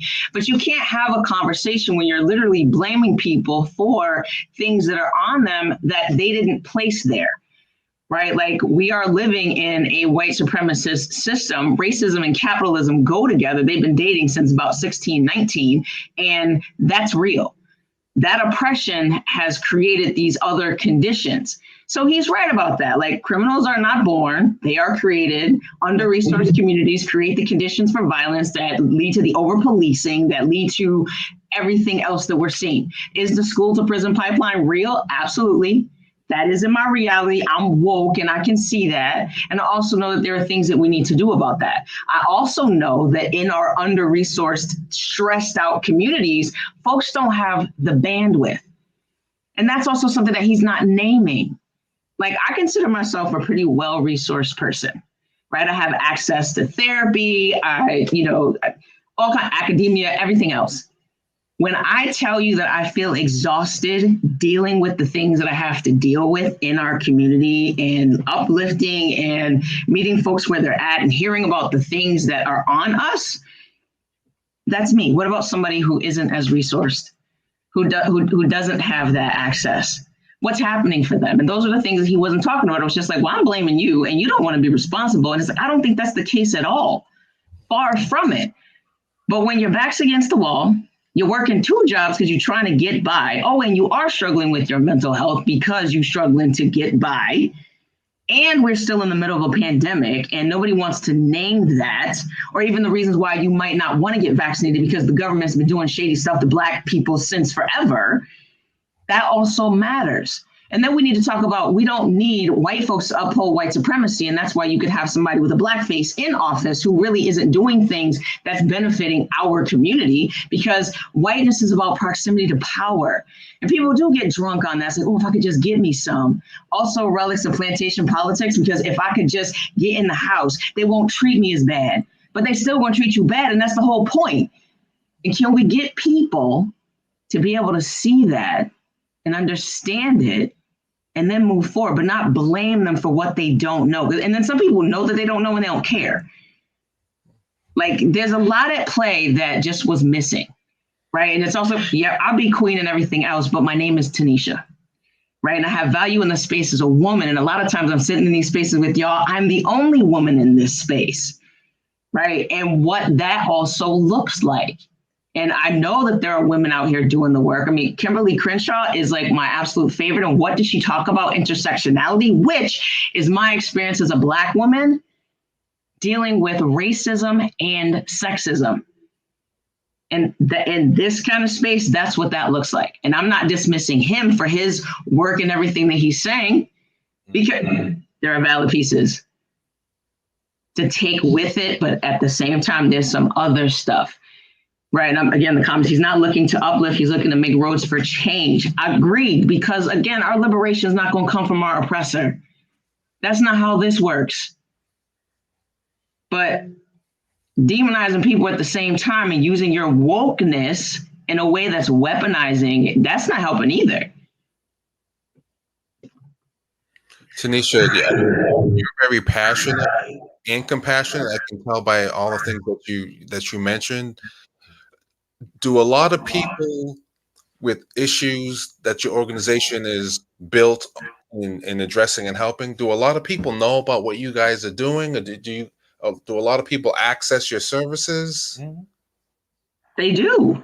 Okay. They do. And when you're seeing it at that level, that's why it's like it's hard to take the position of people don't care, or they just, want to not have to be responsible for their circumstances and situations, because I don't find that to be true. There are a lot of folks who are trying to overcome circumstances and situations pressed upon them. Like, I was in a Zoom meeting earlier today about Corey stuff in housing. There's a gentleman who in his 20s got in trouble and is a felon and is 60 years old and can't get housing now because it's Corey, right? It's like, he's not trying to not be responsible, but we have to talk about systems and institutions and not individuals, because the systems and institutions are train wrecking us, regardless of how strong you are as an individual. So those are two different things, right? That's like saying all cops aren't bad. I'm not talking about your uncle who happens to be a cop. I'm talking about the institution of policing. It's bad. So if you engage in that institution, well, what do you think is going to happen? Because the institution is bad. So it's not individuals. We're talking about systems and institutions, and those are the things that need to change. And then we need to talk about how are we going to do that, and what does it look like? I don't think we know as Black people what it looks like to be free, because we ain't never been free. It's interesting because that's what I was hearing when he was talking. In regards to some of these same systems, look at the educational system. If I had an option to pull my kids out of this educational system and put them somewhere where I know that they're actually going to be taught to be free, I would do it. If I didn't have to deal with this local political system, I would pull myself out and go somewhere where I wouldn't have to. The thing is, I think here's what I'm hearing, what he was saying. These systems that we're trying to change, is it even possible to change most of them?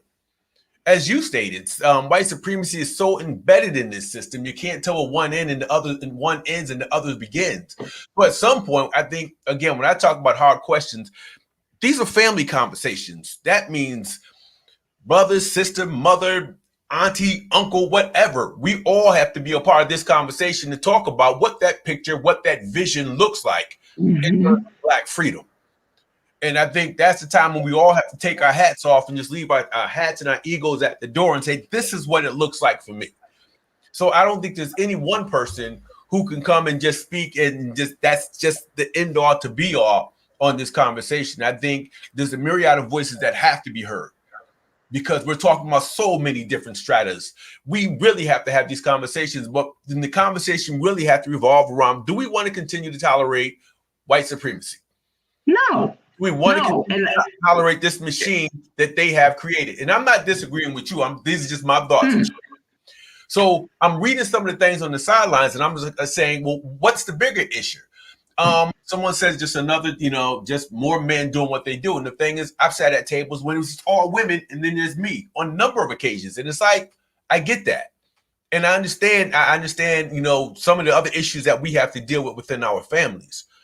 But at the end of the day, we have to decide for ourselves, do we want to continue to deal with the system or not?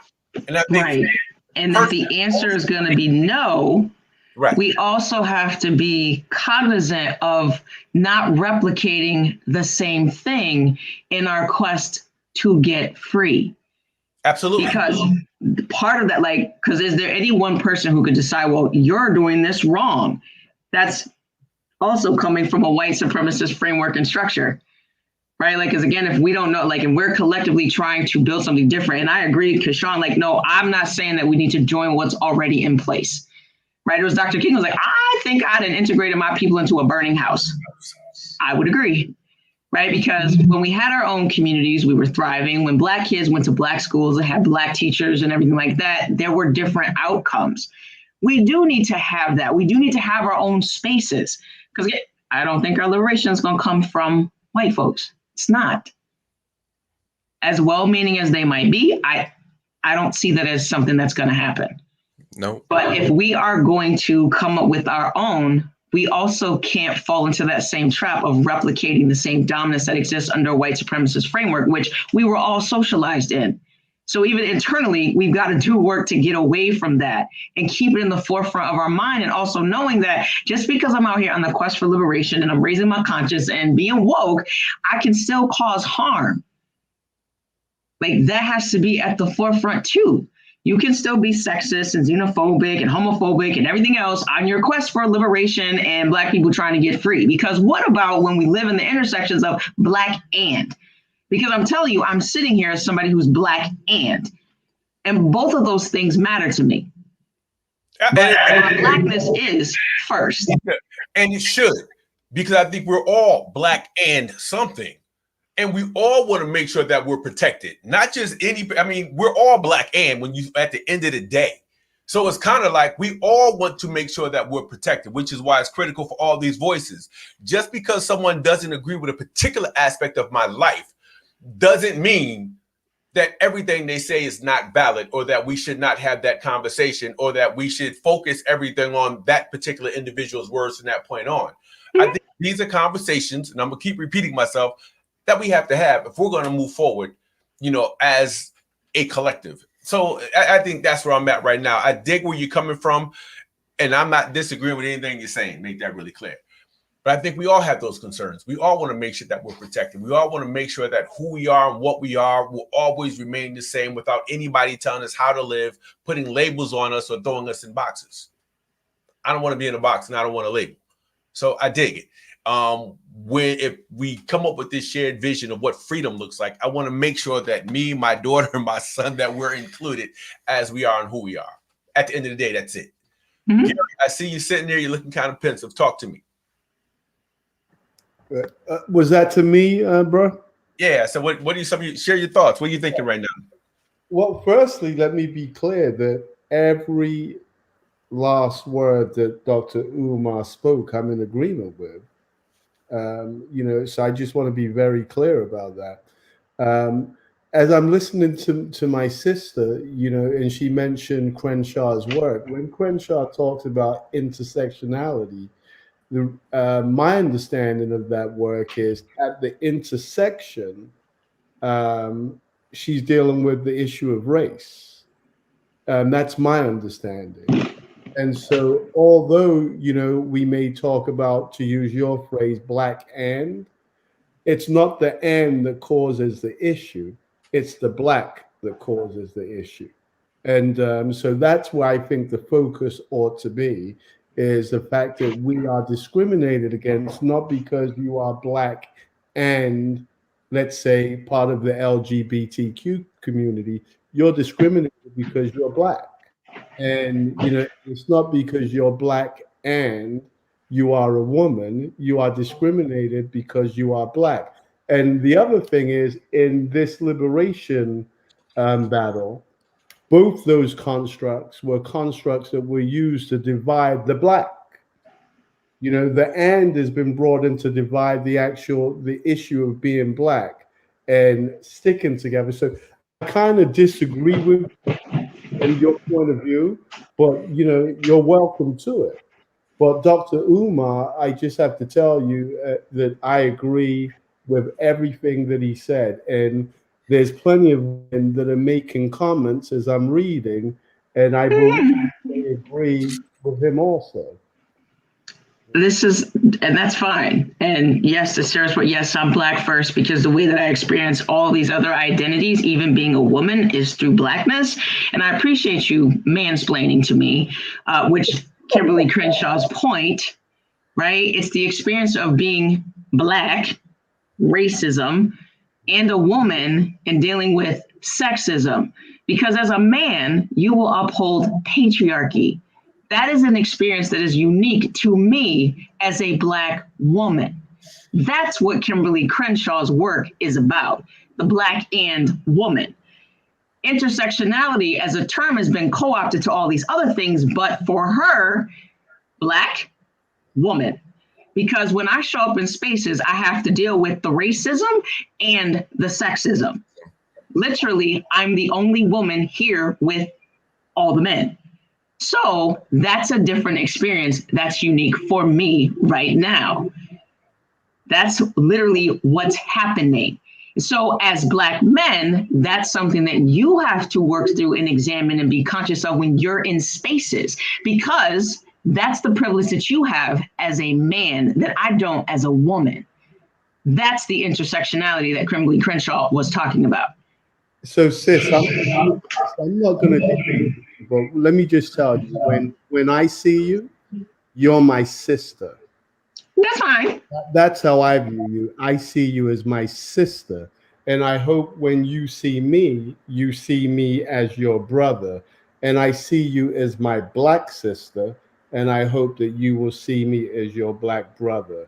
And so, you know, I'm certainly not going to debate with you, but I will just make it clear that I only see you as my sister. And I can appreciate that.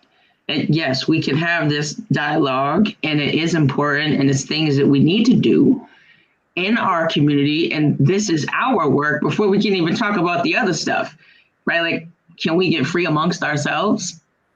And like, how do we do that? And I'm not dismissing, you know, what Umar Johnson is saying.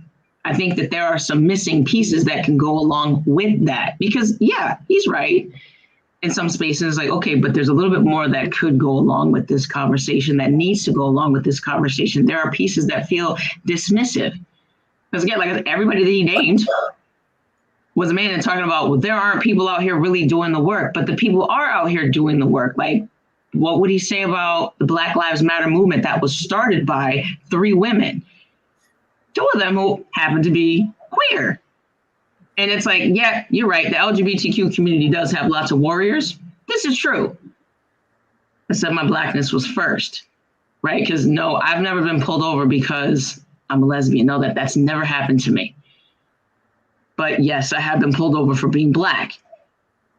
And these divisions in our community and the way that we talk about them. And again, can we get free without harming each other, without replicating the systems of dominance that we've been socialized in? Because that is there.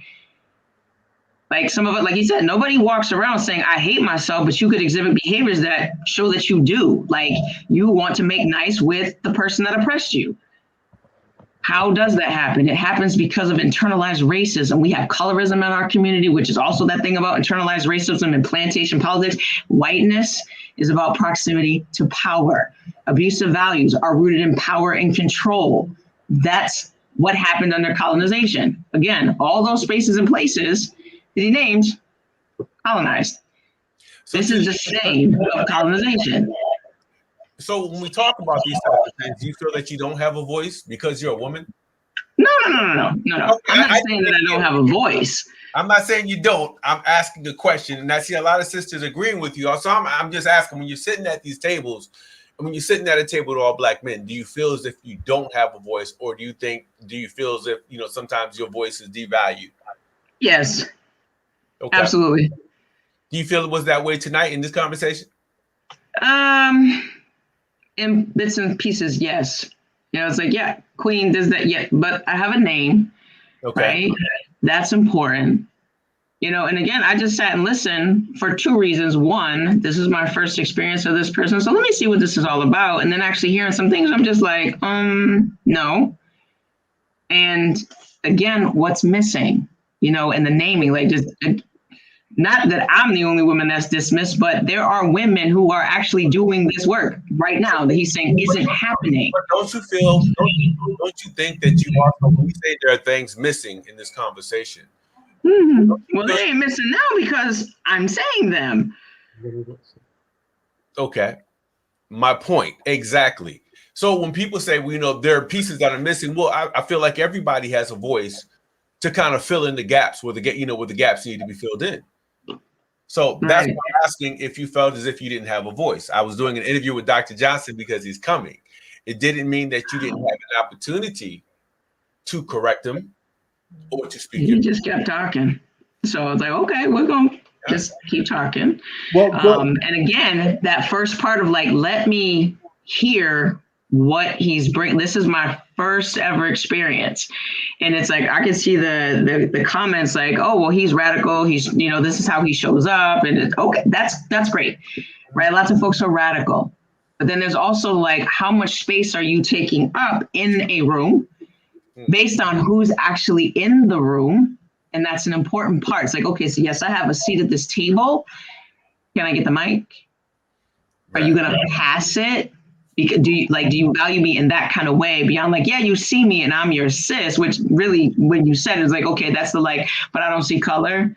I just see my sis. It's like, but I need you to see me in my womanness and what that means in relation to you and how I get to navigate through this world. And it's different than the way that you get to navigate because you do have male privilege, right? And if you're going to deny the fact that you have male privilege, it's no different than white people denying that they have white privilege. It's there. Well, and it does have a feeling. Just for the sake of all of our listeners, 90.7. This is 90.7 WTCC FM. This is Monday Night Live with D.Moss. We just had we had a number of guests on tonight. Dr. Umar Johnson. We have Tanisha Arena. Gary Porter was sitting in as well as Rob Jones. So just for the sake of clarification, there was supposed to be two different conversations tonight. One with Dr. Umar, just addressing his visit on June 27th, which wasn't supposed to be a community conversation. It was a one-on-one just to talk about some of the things he was going to discuss on June 27th. I want to make sure that everybody has the proper context. And I'm speaking to our listeners and also to the viewers. The second conversation was going to be with Ms. Tanisha Arena to talk about some of the things that we're dealing with here locally in the city of Springfield. So folks need to understand that it wasn't supposed to be a panel conversation. I invited folks to sit in on each of the conversations as we listen. Once I finished one, I was supposed to go into the other. And I think context is everything. I think people need to know that and understand that. So I just had to do that just for the sake of clarification because we are live on 90.7 WTCC. And people who are driving in their cars can't see the conversation to understand the proper context of what's going on here. So with that, I'll let y'all continue. So, I've got to tell Dr. Umar Johnson doesn't need me or anybody else to jump to his defense. So that's not what I'm going to do. But I am going to say that I think there's a slight mischaracterization because he listened to every word that you had to say, sister, before he began to speak. And then after he finished speaking, you had every opportunity to come back and address what he said. And you didn't. But my question to you is, am I offending you when I refer to you as a queen? Because I don't want to offend you if you're offended. I'm not going to specifically say that I'm offended because, yes, queen is terms of endearment. Yes, I will take that, right? As a Black woman, I will take that. And how we use that and it's okay. Yeah, queen, sis, yeah. The reason why I asked the question is because you indicated that you was offended when Dr. Umar called you a queen. Mm. So I want to make sure that I'm not going to offend you. And, and in terms of, well, let me just stop there because like I said, you're my sister. I love you. We clearly have a complete different ideology. And I understand that, when we are educated differently and in some manners indoctrinated differently, we're going to have a different ideology, but we are brothers and sisters working for the same cause or towards the same cause. And that's where I want to kind of land there. And I respect that too, because at the end of the day, I'm like, can we get free? Right? Like, I don't care where you get the message from, just get the message and can we get free? One of the things when Darryl was given that context, that I'm interested in kind of like maybe pivoting. I'm curious to hear what you originally came on to talk about, the issues in Springfield. Yeah, I still want to hear that. Yeah, I still want to hear that. And I just want to say to Felicia, I'm not sure who you are, but I hope you don't think I was actually coming for Tanisha. I love and admire Tanisha. I'm gonna say Tanisha. We've already trust me, done that, talked about that. So no one's coming for her. It's just everybody has viewpoints, and they're not always going to be the same. If I disagree with Tanisha, there's no malice. I think Gary, if he disagrees with Tanisha, there's no malicious intent involved, and folks need to know that. Are there hard conversations that we really need to have? Absolutely.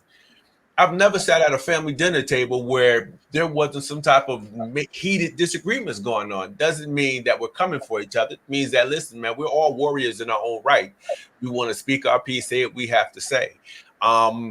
What's really bad is if we just absolutely refuse to agree to disagree at times, or if we walked out of here not talking to each other ever. The thing is, we're having a conversation. I still love this, Tanisha. Keep it up, I'm gonna make you call me Miss Arena. Oh, that's coming back. So now listen, people need to know this is all love. This is the beauty of being black. Listen, man, we're all coming from different spaces and places, and this is gonna happen. So folks need to get used to it, because on Monday nights for the last 20 years, this is what we do. We have conversations that some people leave pissed off, but we leave with hugs. We don't always agree, and the purpose is never to always agree on everything. Otherwise, we would never grow. If I sat here and agreed with everything Tanisha said, or with everything Gary said all night, then I wouldn't be me. I would not be being me. And I'd be putting myself in a box, and I'd be suppressing my personality and who I am. And I never want to do that. I have a voice, and the minute you give me a microphone, I'm going to speak. I see Brother Gary, and wherever I'm with him, if there's something that has to be said, he doesn't bite his tongue. Tanisha Arena, if there's something to be said, she doesn't bite her tongue, which is why I vibe with these people right here.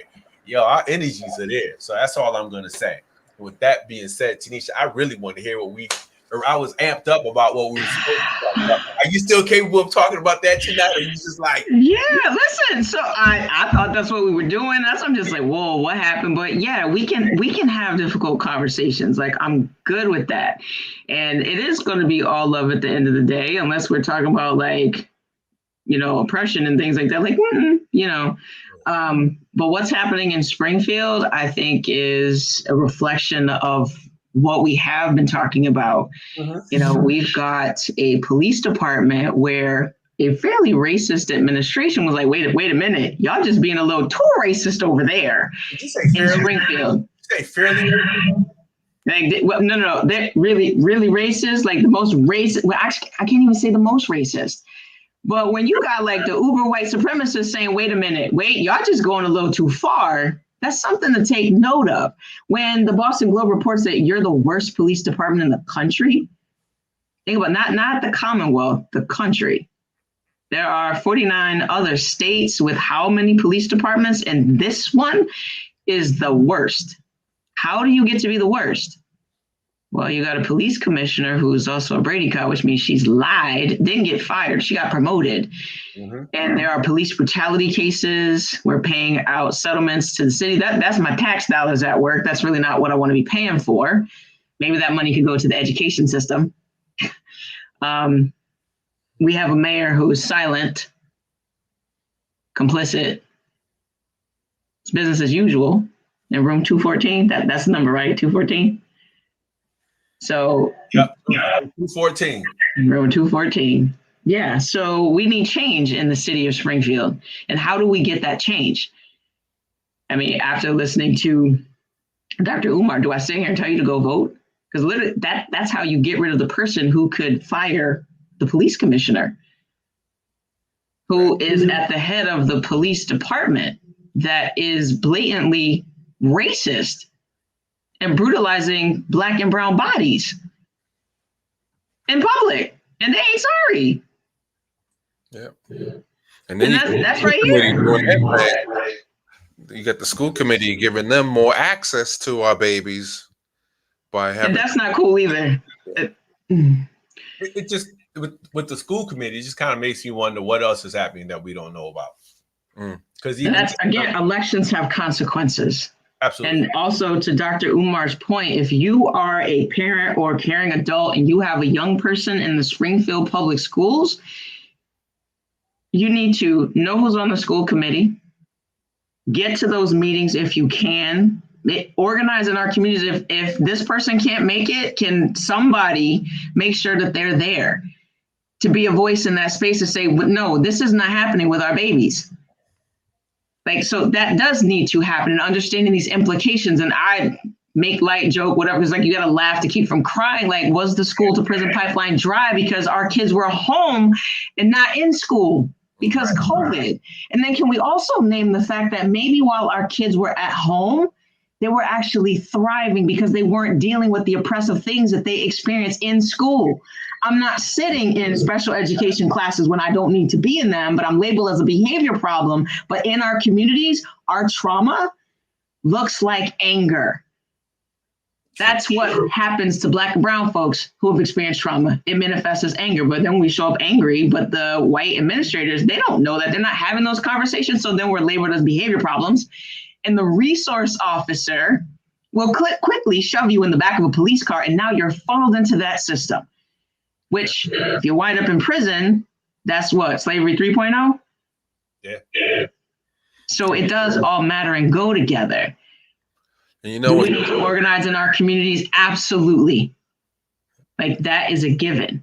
Do we have the bandwidth to do that when we're under this constant assault from our government that just never lets up, and there are all these things that are happening? Like, I don't know about you, but it's like you can't get a moment to breathe because there's the next thing. George Floyd, Breonna Taylor, Ahmaud Arbery, Derek Chauvin was tried, he got convicted, but damn, the next day, Ma'Khia Bryant, it's like, oh my God. Nonstop. Like nonstop. And and you think I should be able to show up to the meeting and do this and do this and do this? And it's like, all I want to do is curl up in a ball and cry because what is happening? We have to name that and also make space for that and prioritize our healing as a community and do this work and not penalize each other for not being able to just keep doing this work and doing this work. That's that John Henryism thing. Time it, take a licking and keep on ticking. But that catches up to you. That's not healthy for us, right? We can't. Like, literally, these things are killing us. And if the system by design is to kill us, the best thing that we can do to resist is to stay alive, to take care of ourselves, to cultivate joy and gratitude, because those things are important. Right.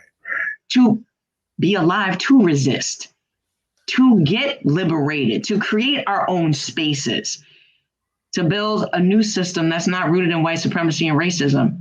Because again, I think that our, liberation and freedom is going to come from old white dude? No, because they were never thinking about us beyond being property and free labor. And anybody, Black business, white business, whatever you want to call it, on the budget, the biggest piece is labor, salaries. How can I get this work done at the cheapest possible price? Because that's capitalism. Capitalism and racism go together. We can't tear down one without the other. Right. And until we can figure out how we're going to have a system that works, this is what we got. Can we teach folks how to navigate in it and tear it down at the same time? And I'm also mindful you can't destroy the master's house with the master's tools. So what are we going to do? Repeat that. Oh, I'm getting worried. Well, you can't dismantle. Teach people to navigate the system and tear it down. And tear it down, yes, because it's like, this is what's here. How are you going to operate outside of capitalism? Because somewhere it's going to catch you in an intersection. As much as we try to not be in it, we are in it. So, okay, how do we navigate in this system? Success leaves clues. Can we play the game like them? Can we play it better than them? Right? This country was founded by the rich white landowners. They own property, whether it was plantations or people. And there is power in ownership. So can we have those kind of conversations? But before we have those kind of conversations, we've got to deal with a population that is struggling through trauma. And when someone has experienced trauma, the part of their brain that is responsible for learning, it's off. It's just rooted in survival at that point. So before we can teach you something, I've got to get you out of that trauma space. So the other parts of your brain come online, and then I can talk to you about healing, about financial literacy, about saving some money, about not living a crisis-driven lifestyle, because that's why we see that folks are in survival mode. How many people know that they're actually in survival mode? Not a lot. Right. So it's like, you don't even know. So I got to start right there. Get your brain back online and then teach you some of these other things so that you can go out here and actually have success in these systems and then pass that on to someone else. Knowledge should be shared, not hoarded. That's, I think, also part of our liberation. Each one, teach one, like we get free that way, right? And these are important conversations that we also need to have in our community, right? Instead of it being like, well, the uppity Black folks, because some of us have more access than others, and the way that we use that looks tremendously different. Like, I accept that for a Black woman, I actually have a lot of privilege and freedom. Most Black women don't get to move in the ways that I get to move or have a platform to say the things that I get to say. And I acknowledge that. And what I want to do with the privilege that I have is give other people a platform who don't get the same accolades or platform and airtime and folks listening, because they're doing amazing work too. And I work to name that because it's really important, because we're not going to get free hoarding and all that other stuff. There are a lot of people in the city of Springfield who are doing amazing work and that talk about it. And when people call me and they want to know what I think, I'm like, I think you need to call this person and talk to them because they're doing some groundbreaking stuff. When Tiffany Alicia had Club SPD, that was dope. And what did she do? She made activism accessible. She put the club outside the police department. And young people showed up and they got to hear about what was happening. She was reading reports, right? Naming off grant opportunities. That was important. The stuff that she gave to me, it saved me hella time, because all this grant stuff, like, I think this would be great for a Rise to apply to. Who else was doing that work? She was. And of course, I'm going to name her because that's an important part of this work that I do. I don't do this by myself, right? Springfield's not going to change just because of Tanisha. Nope, it's going to change because Tiffany, it's going to change because Yolanda, it's going to change because Regina, it's going to change because Zulma, it's going to change because it's going to change because a lot of people out here genuinely care about the communities that they are a part of. That's how this is going to change. That's what makes it different. Right? Like, we'll talk about crabs in a barrel, but nobody ever said, like, but crabs don't belong in a barrel. So they're exhibiting behaviors because they're not in their natural environment. And they're trying to get to their natural environment. And that's what we're doing. We're trying to get to our natural environment because this isn't naturally us. Our ancestors, they were busy raising kids, growing crops, taking care of community. They weren't gang banging, fighting, shooting, killing, and all that other stuff. That's not what we were doing. That's not who we are. But we have been put into barrels that we don't belong in, and oppressive systems laid on top of us, and we are here. History, past is present. In Springfield, tomorrow is June 15th. There are housing protections that are about to expire. And I'm worried about the mayhem that's coming, because we already had a homeless problem. And now there are folks who are facing eviction and foreclosure at rapid rate, and every protection is going out the window. And that's tomorrow. That's tomorrow. Wow. Those are problems right now.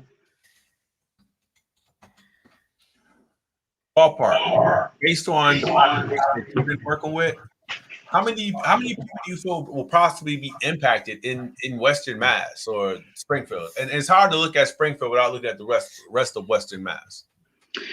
The last time I had gotten a number across my desk, there were 500 cases at housing court. And on State Street? Yeah. in housing court. That was a couple of weeks ago. And there are landlords who have decided, like, I'll forgive your back rent. So your eviction won't be for non-payment, but then it becomes a no-fault eviction.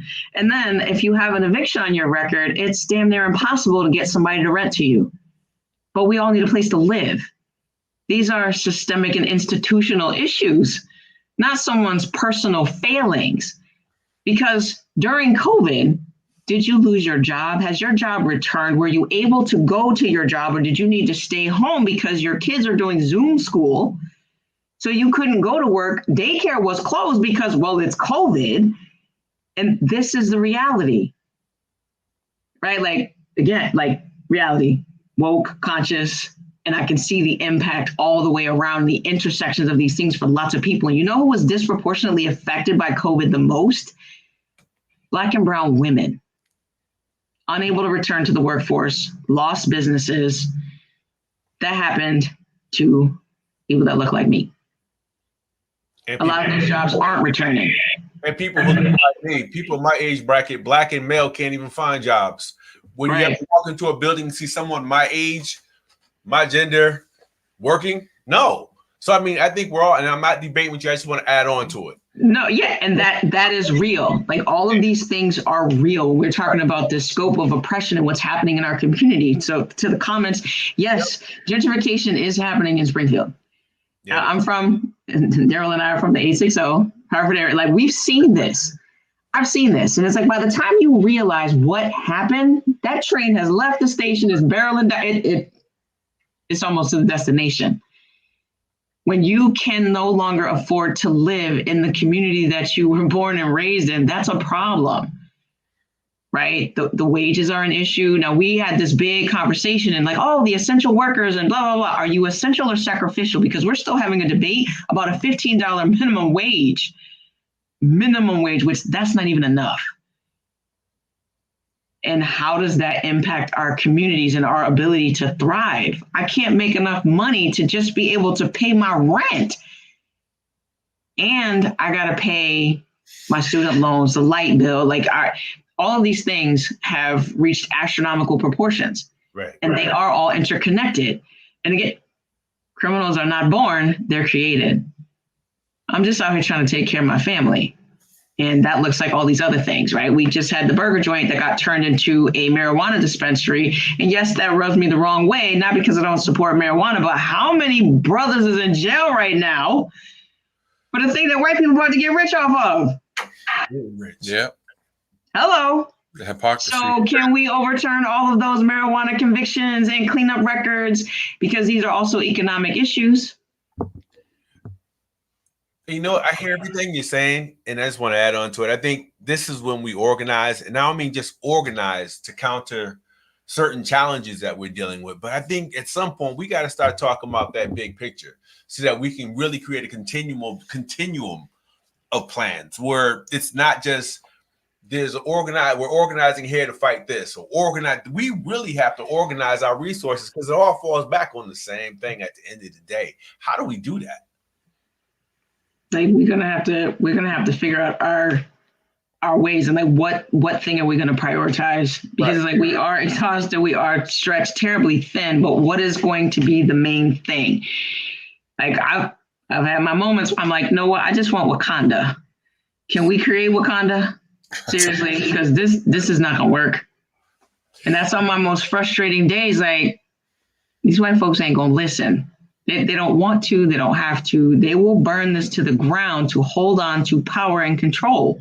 Right. So, okay, y'all can have this. Let's go over there. And can we actually do that? Right? And these communities that have existed before, yes, they went back and they rebuilt, but they were still taken again.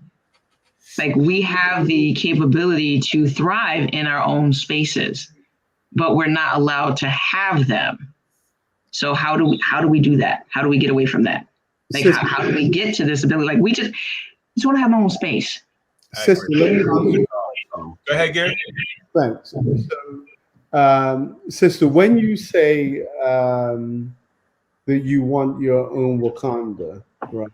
And I heard you, and then you said I'm just going to paraphrase that these white folks are not going to give it to us, right? So, do you agree that we need a complete separation? Because Yeah, like this, like it's not. well, let me finish that. See, because you say one thing, but then I'm just trying to understand whether or not you mean what you say. Well, what I said was on my frustrating days, my most frustrating days, because this idea of being integrated looks like what? Like at what cost? Right. And I'm also showing up to this from my own experiences. I know what it feels like to be the only Black kid in an entire grade. Right. That integration doesn't feel good. It's isolating, it's damaging, and it's us having to question what are we doing in our communities in this quest of like, well, I'm going to put my kids in a really good school over here. And okay, so maybe I went to that prep school that allowed me to get into that Ivy League, but my emotional self was train wrecked. Right. But I went to the best schools. Yeah, but I just don't be thinking about those kind of things. And when I say that I want Wakanda, I want a space where we can thrive and be, and not under the yoke of white supremacy and racism. Because any which way that you go, it's there. So the question, sis, is what does that look like? Because and that's for us to figure out, like how do we do that? First of all, where will we go? Right. So I listened to another radio show, and that was the question that was posed. Knowing the prevalence of white supremacy around the globe, if we could go, where are we going to go? Where are we going?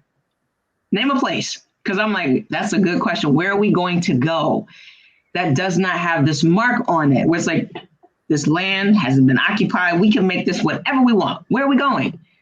Or name me a country that hasn't been touched by it. Well, and that we can go to. So I don't know if there's a country that hasn't been touched by it. But if you ask me, where do we go? I do have an answer, and that's back to the continent that we came from, and that we take that country, and that it becomes ours. Now that's a very clear idea, and so saying, "Well, I don't know," doesn't get you an idea. It doesn't get you a vision. So Marcus Garvey had a very clear idea and a vision. And all of the civil rights movements comes out of Marcus Garvey's idea and his vision. So when you say, when you, to be quite frank, pontificate, and then, say, well, I don't know, then, I don't know what that gets us as a people. But if you have a very clear idea, so, I've got an idea. My idea is that we completely separate. And that we do for ourselves, and that we come totally self-reliant, and that's a Garvey idea. But also, I recognize if we don't do that, then we continue to operate in a concentration camp or a prison camp. I mean, we was stolen, we became enslaved people, right? And so that means we were placed in prison. And we're operating today in that context. So if you think about the idea of being imprisoned and held captured for 20 years and then released, you don't know how to operate. Mm-hmm. See that with our brothers and sisters that's being released today. They are still operating in the context of a prison. So the only thing we can do is free that prison, completely isolate, and begin to do for yourselves. So it may sound, for some people, that may sound like a crazy idea, but for others, it's really the only idea, because we have an entire history since time of memorial that's shown us that if we continue to do it this way, it doesn't work. But we do have a history prior to slavery where we were working. And I would agree with that, right? Like we were doing stuff, right? Slavery interrupted Black history.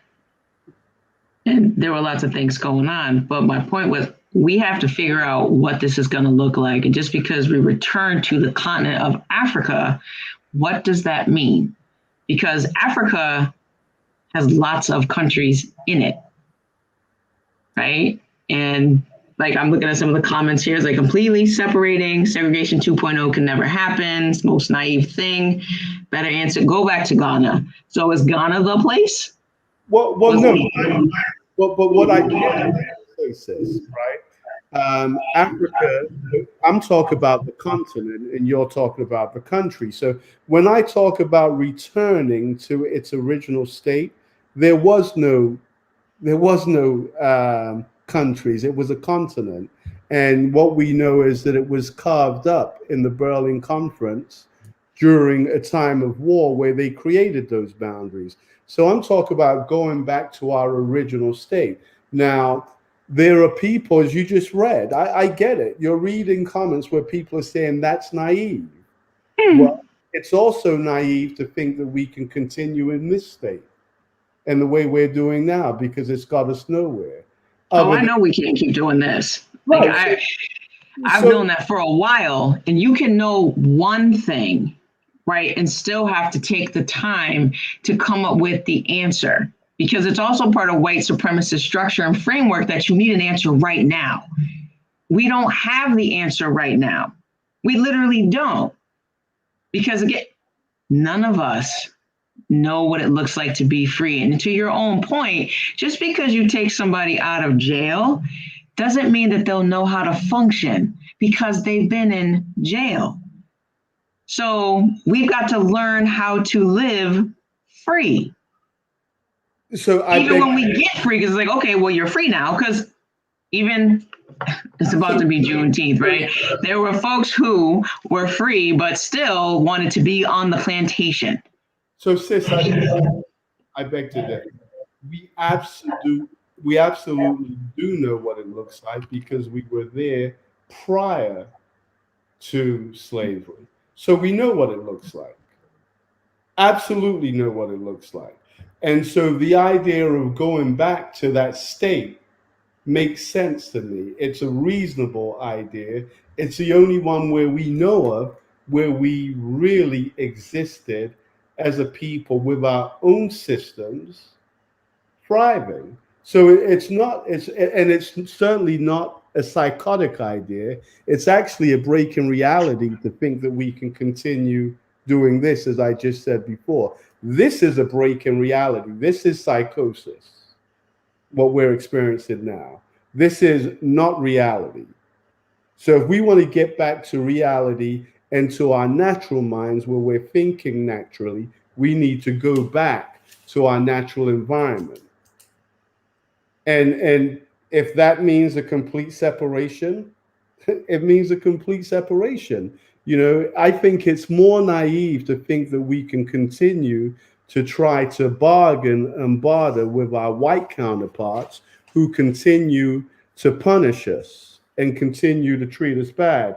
You know, I work, I'm one of the other things that I do is I'm a probation officer. The probation department, the mass trial court, is a complete criminal enterprise. Complete criminal enterprise. And so, to think that the systems that we operate in today is going to help us, that is also psychosis and also a break in reality. We've had shows in the past where we pose that same question, is separation a viable option? And a lot of people say no. And sometimes, not sometimes, I'm at that point in life where I feel like the only option we have right now is separation. Can that happen today? We ain't ready. I think as we talk about educating, organizing, strategizing, I think that's something that should constantly stay on the table. And I think that's something that we should constantly work towards. Just my little humble opinion. You work in this system, 56 years of living, like Tanisha. I remember attending elementary school back in Connecticut and being 4 Black kids in the whole school. 5. 3 of them were my brothers. It's like the worst thing anybody can grow up with. And it's a travesty when you look around now and you look at our children in these school systems. Unless they're going to the schools that they pretty much designate for Black and Latino kids, you're still sitting in a class with all white people and you're heavily inundated with white culture, and all you're reading about is like this. And our kids are still asking themselves the same questions about themselves that we asked ourselves back in the 70s, 80s, and whatever. And at some point, you got to realize, man, this system you can't change. They've terraformed the planet. And it's like, what does freedom look like? What does home look like? And what does separation look like? We spend more time talking about, changing the system, you got to be a part of the system to change the system. It didn't work for my father. It didn't work for my grandfather. It ain't working for me. I have a son who's a college graduate, but what does that degree mean when it's strictly, the curriculum is completely Eurocentric? What does that mean for him? Is it going to work for him in this country? Well, Brother Daryl, the question is, who did it work for? It hasn't worked. Has it worked for anybody? That's the question. I don't believe it has. If it has, I like to meet that individual. I like to meet that family member and say, how did you get it to work for you? I don't think it's worked for anybody. I mean, the most successful amongst us, we're still, I mean, when you have to over assimilate to the point when you can't even recognize your cultural self, is that success? You make all the money in the world. Michael Jackson, one of the wealthiest entertainers in the world, one of the most popular people to ever walk the planet, still at the time of his death, angry, isolated, and just completely diseased with white supremacy. So it doesn't matter how high you go or how low you go. The bottom line is separation, again, my humble opinion, has to be a viable option, something that we put on the table. And we cannot be afraid to say that publicly. Well, I just said it. I'm saying it with you. Thank you, brother. I'm looking for Tanisha's Wakanda. Tanisha, we find out Wakanda. I'm out. I'm frustrated now. I no questions. You're gonna be like Daryl and his family. We're gonna be in Wakanda living next door to Tanisha. I'm out. First opportunity. How would anatomy differ? I don't know. Yeah, Sarah, if you want to expand on that, you said our anatomy isn't even the same. Is that reference to like we have chemicals passing as food? I mean, there's so many different intersections of this about how we're living, and the impact on our bodies. And no, the system, it doesn't work for us, but it wasn't designed for us. Right? Like, who is it working for? The people that designed it to work for the people that represented them. That is true. And this doesn't work. It doesn't work for the majority of the people. I mean, there are 12 Black billionaires out of 3,000. That's not a lot. But then is the goal to become a billionaire? Because we have folks who have ridiculous amounts of wealth, and then we have folks that live in extreme poverty. So even if there are 12 Black billionaires, we still have people that live in abject poverty in our community. So is that any better? And again, that's what I'm saying. Like, are we just aspiring to replicate the dominance that we were all socialized in? Right. In order to not do that, we have to be cognizant that it exists and even exists in us, until we really decolonize ourselves. Because again, we don't need white folks to uphold white supremacy. We will do it to each other. And it can look like that, right? Because if I'm a Black billionaire, I'd like to believe that I would take my resources and spill them out into the community.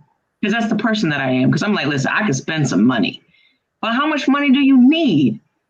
Like, I love shoes. I love cars. I only got 2 feet. I can only wear one pair at a time. I can only drive one car at a time. And even if I own a jet, I can only be in that one jet at a time. How much stuff do you need? And why wouldn't you want to spill out into your community?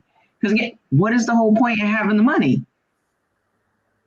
I want to do something with it. I want to help people. I want to change what this looks like for us. Like, I don't want it all. Can we all have some?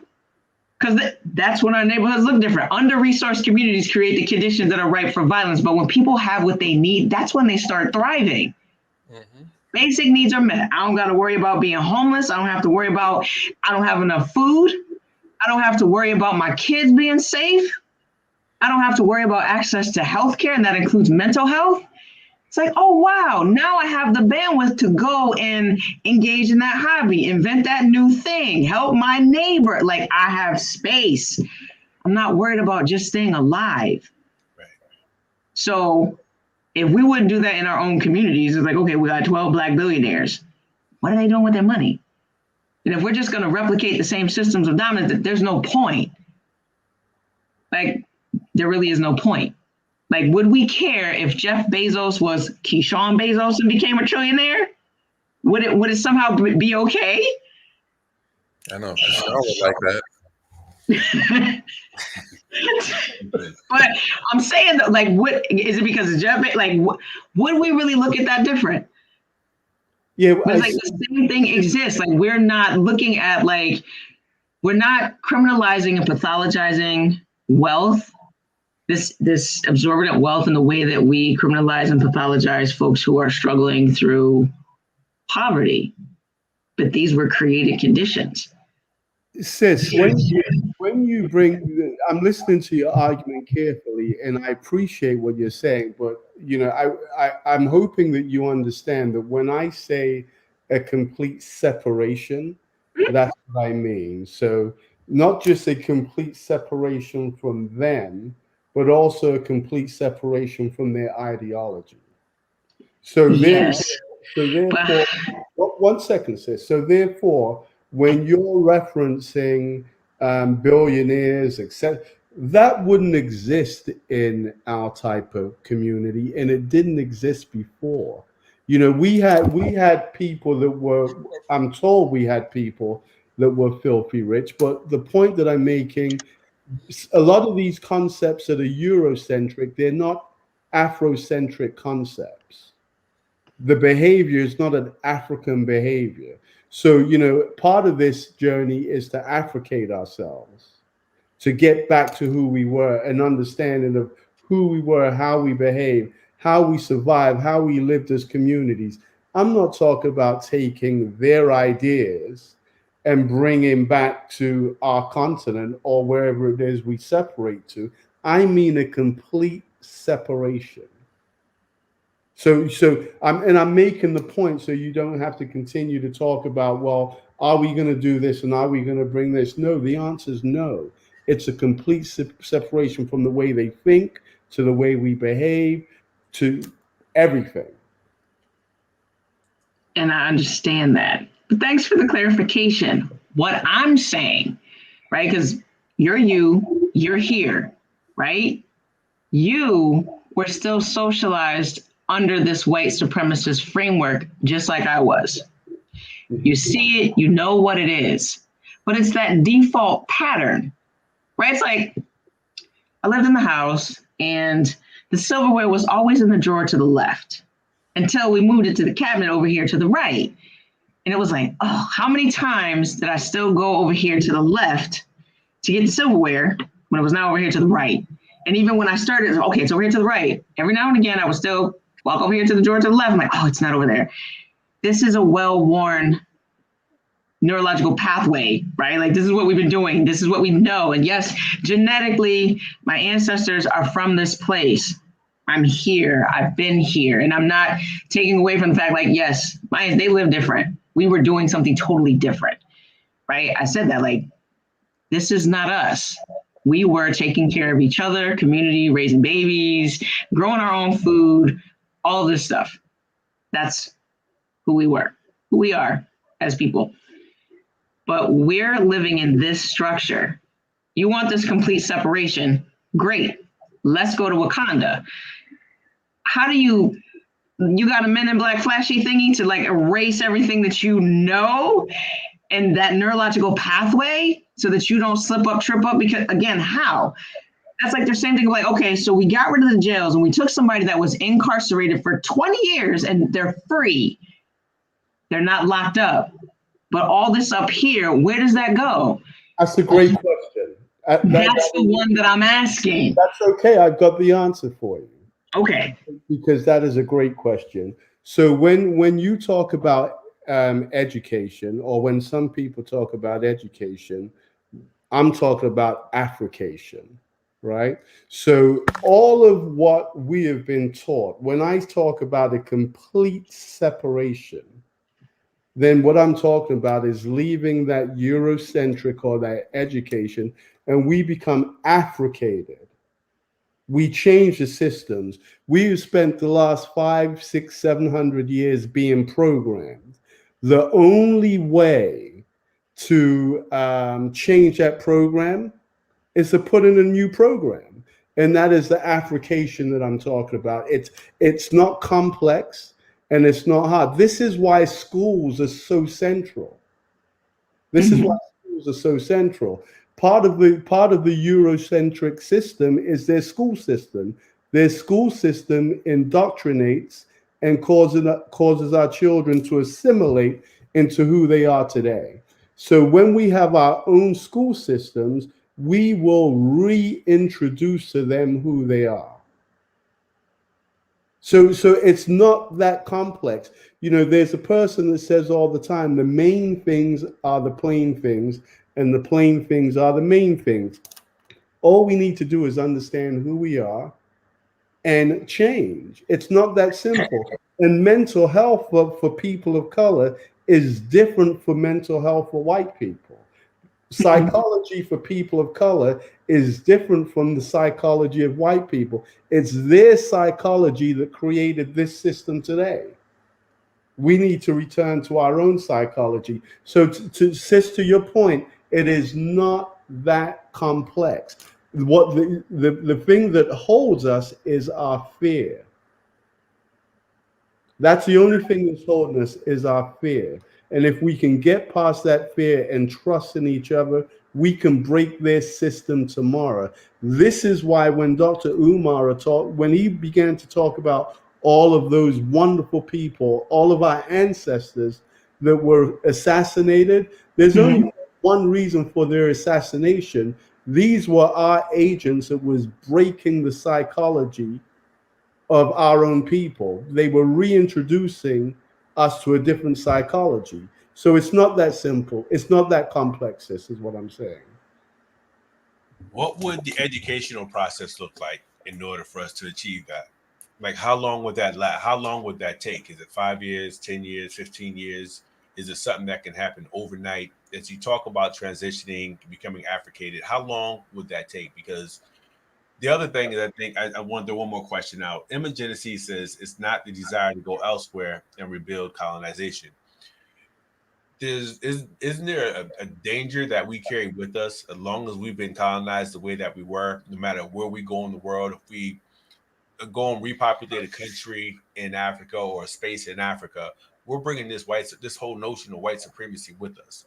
What danger do we pose to the people that we're looking at integrating in with? Well, Dal, firstly, I don't believe that we will bring the Eurocentric ideology with us. But to your first question, is how long would it take? Well, I'm not an educator, but let me just tell you, my wife is, and I think that it would take a generation of teaching. So from 25 years. So what was your point, sis? 25 generation is 25 years. Okay, so let me shorten that. I think it would take from, just to use the Eurocentric grades, from first grade through to 12th grade in an African school. I think we would be putting out a brand new mind, completely different from the minds that we have coming out of the school systems today. That is how long I think it would take going that way. Okay. Now, there are some people that I believe would say that they could turn it around overnight just by declaring war.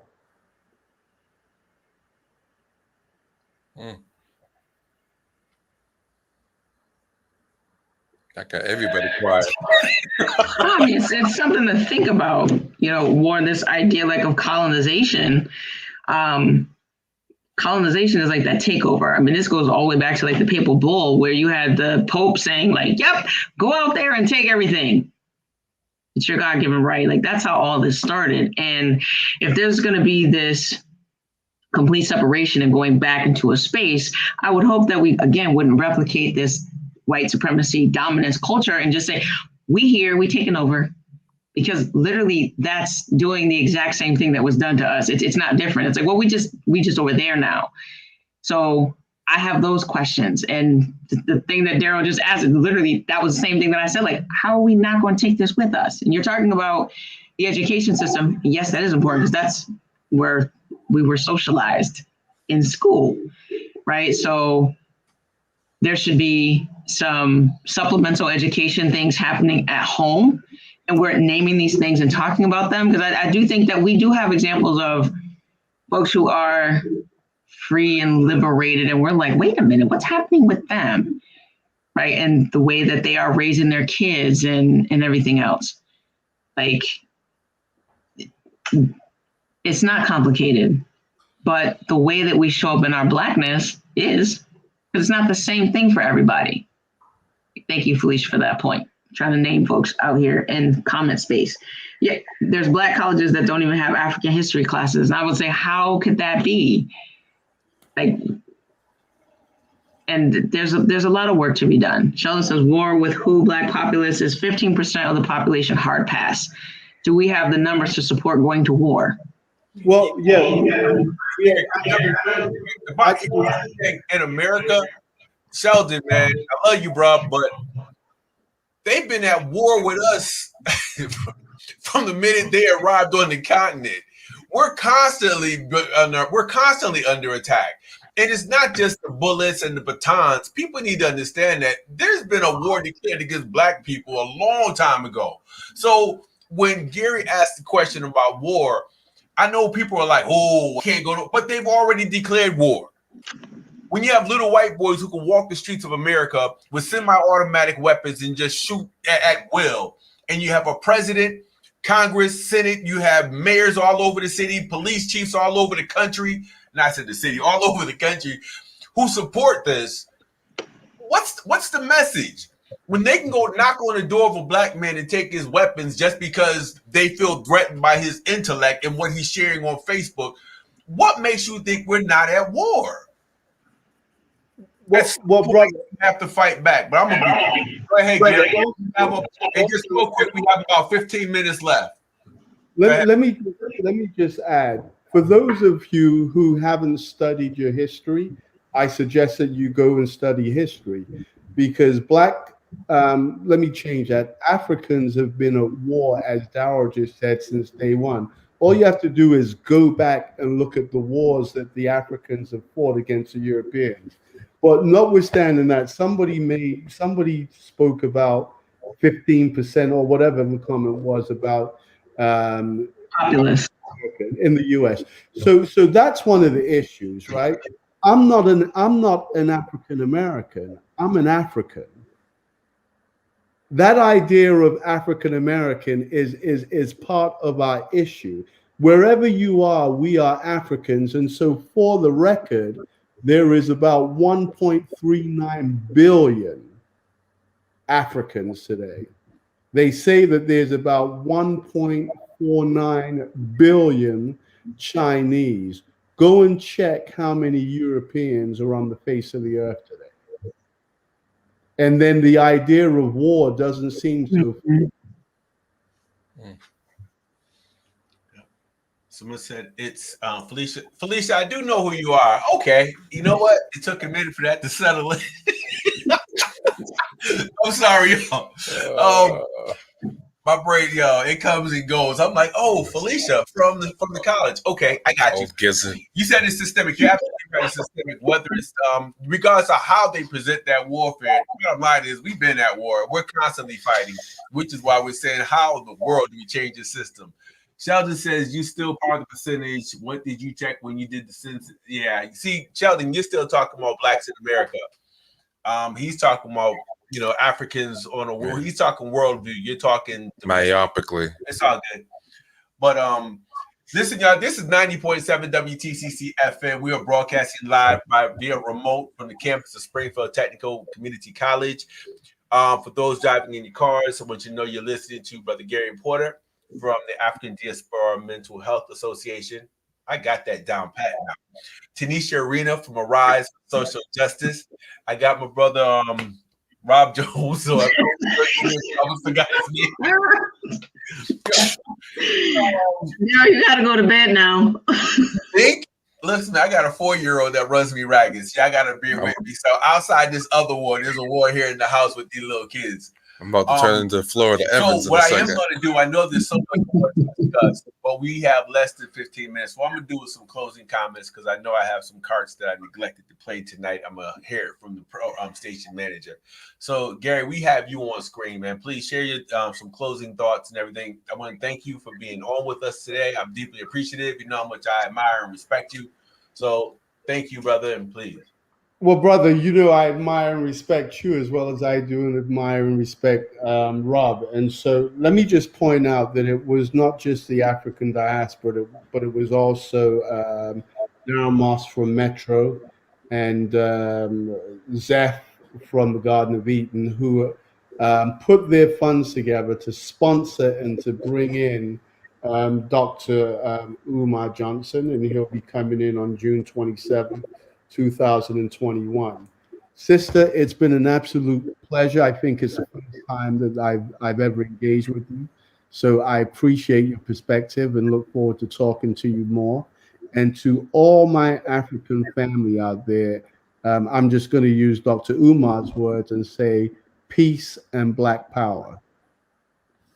Yeah, it is. Thank you, brother. Tanisha Arena, closing thoughts.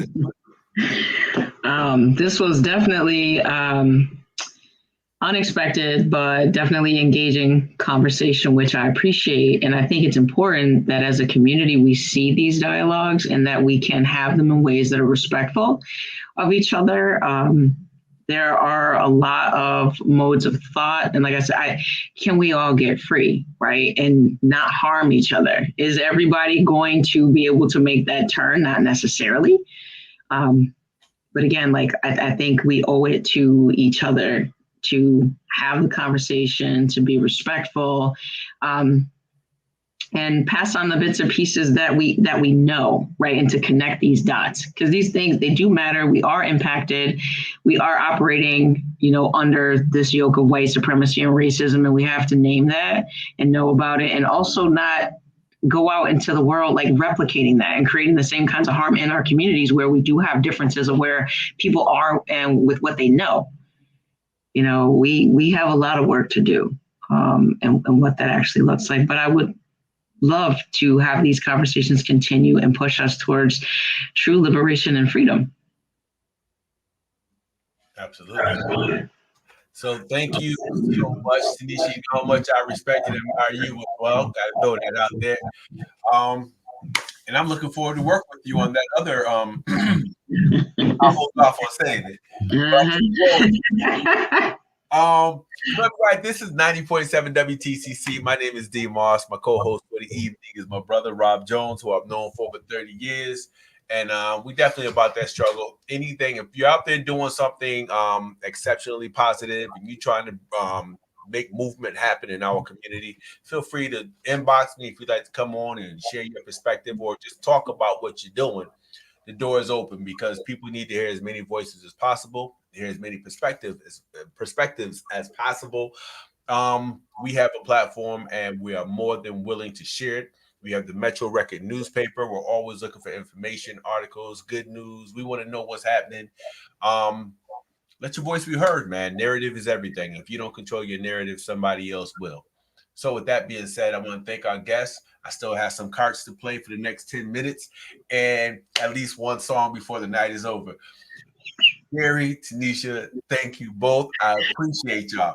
And for all of my viewers, for everybody who chimed in all night long, listen, man, I would love, normally I'll go back and read all the comments on the night, but I ain't doing it tonight because there's about 100 of them. So I'm going to let it go. But with that being said, peace, everybody. Stick in. If you're listening in your car and you're listening on terrestrial radio, continue to listen. I'll be playing music until 6 o'clock in the morning. Don't ask me how I'm going to do it, but we're going to make it happen. So there it is. So we're going to get up with, yeah, I dig this. Keras One, y'all. Whatever you do, don't fall for it.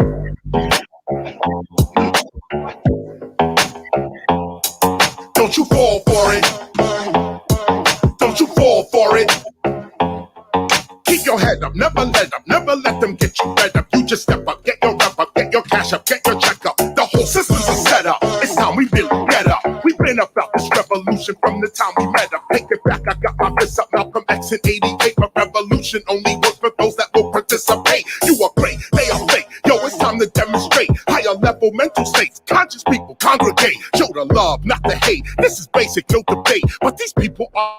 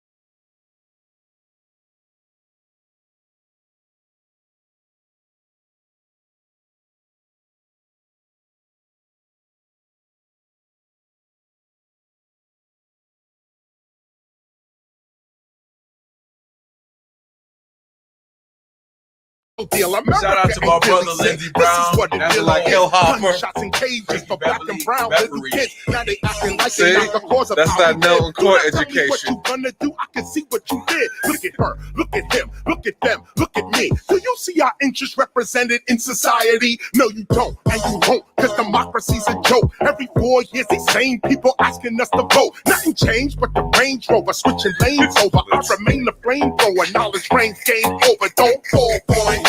Don't you fall for it. Rodney King, George Floyd, man, we all saw it. So don't protest with defiance, but don't move with self-reliance. While the soul is being silenced for the religion of science. Don't fall for it. Don't you fall for it. Don't fall for it. Don't you fall for it. If you thinking and you earning and you drinking and you earning and you really not concerning with the news and what they learning, don't fall for it. Don't you fall for it. Don't fall for it. Don't you fall for it. There's no justice in the courts. We are always taking shorts. They can shoot us like a sport, and it's our trust that they want. Don't fall for it. Don't you fall for it. Don't fall for it. Don't you fall for it. Take it up.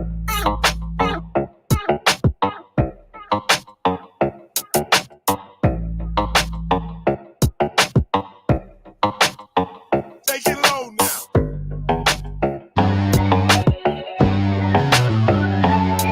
Don't fall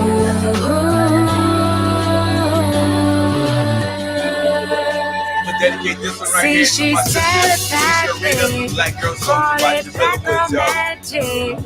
Yeah, she scares the government. Deja vu, a tough man. We go missing by the hundreds. The camera loves us, Oscar doesn't. They want us in the kitchen, kill our sons with lynchings. We get loud about it. Oh, now we're the bitches. Look at what they did to my sister. Last century, last week. They put her body in a jar and forgive her. They love how we rip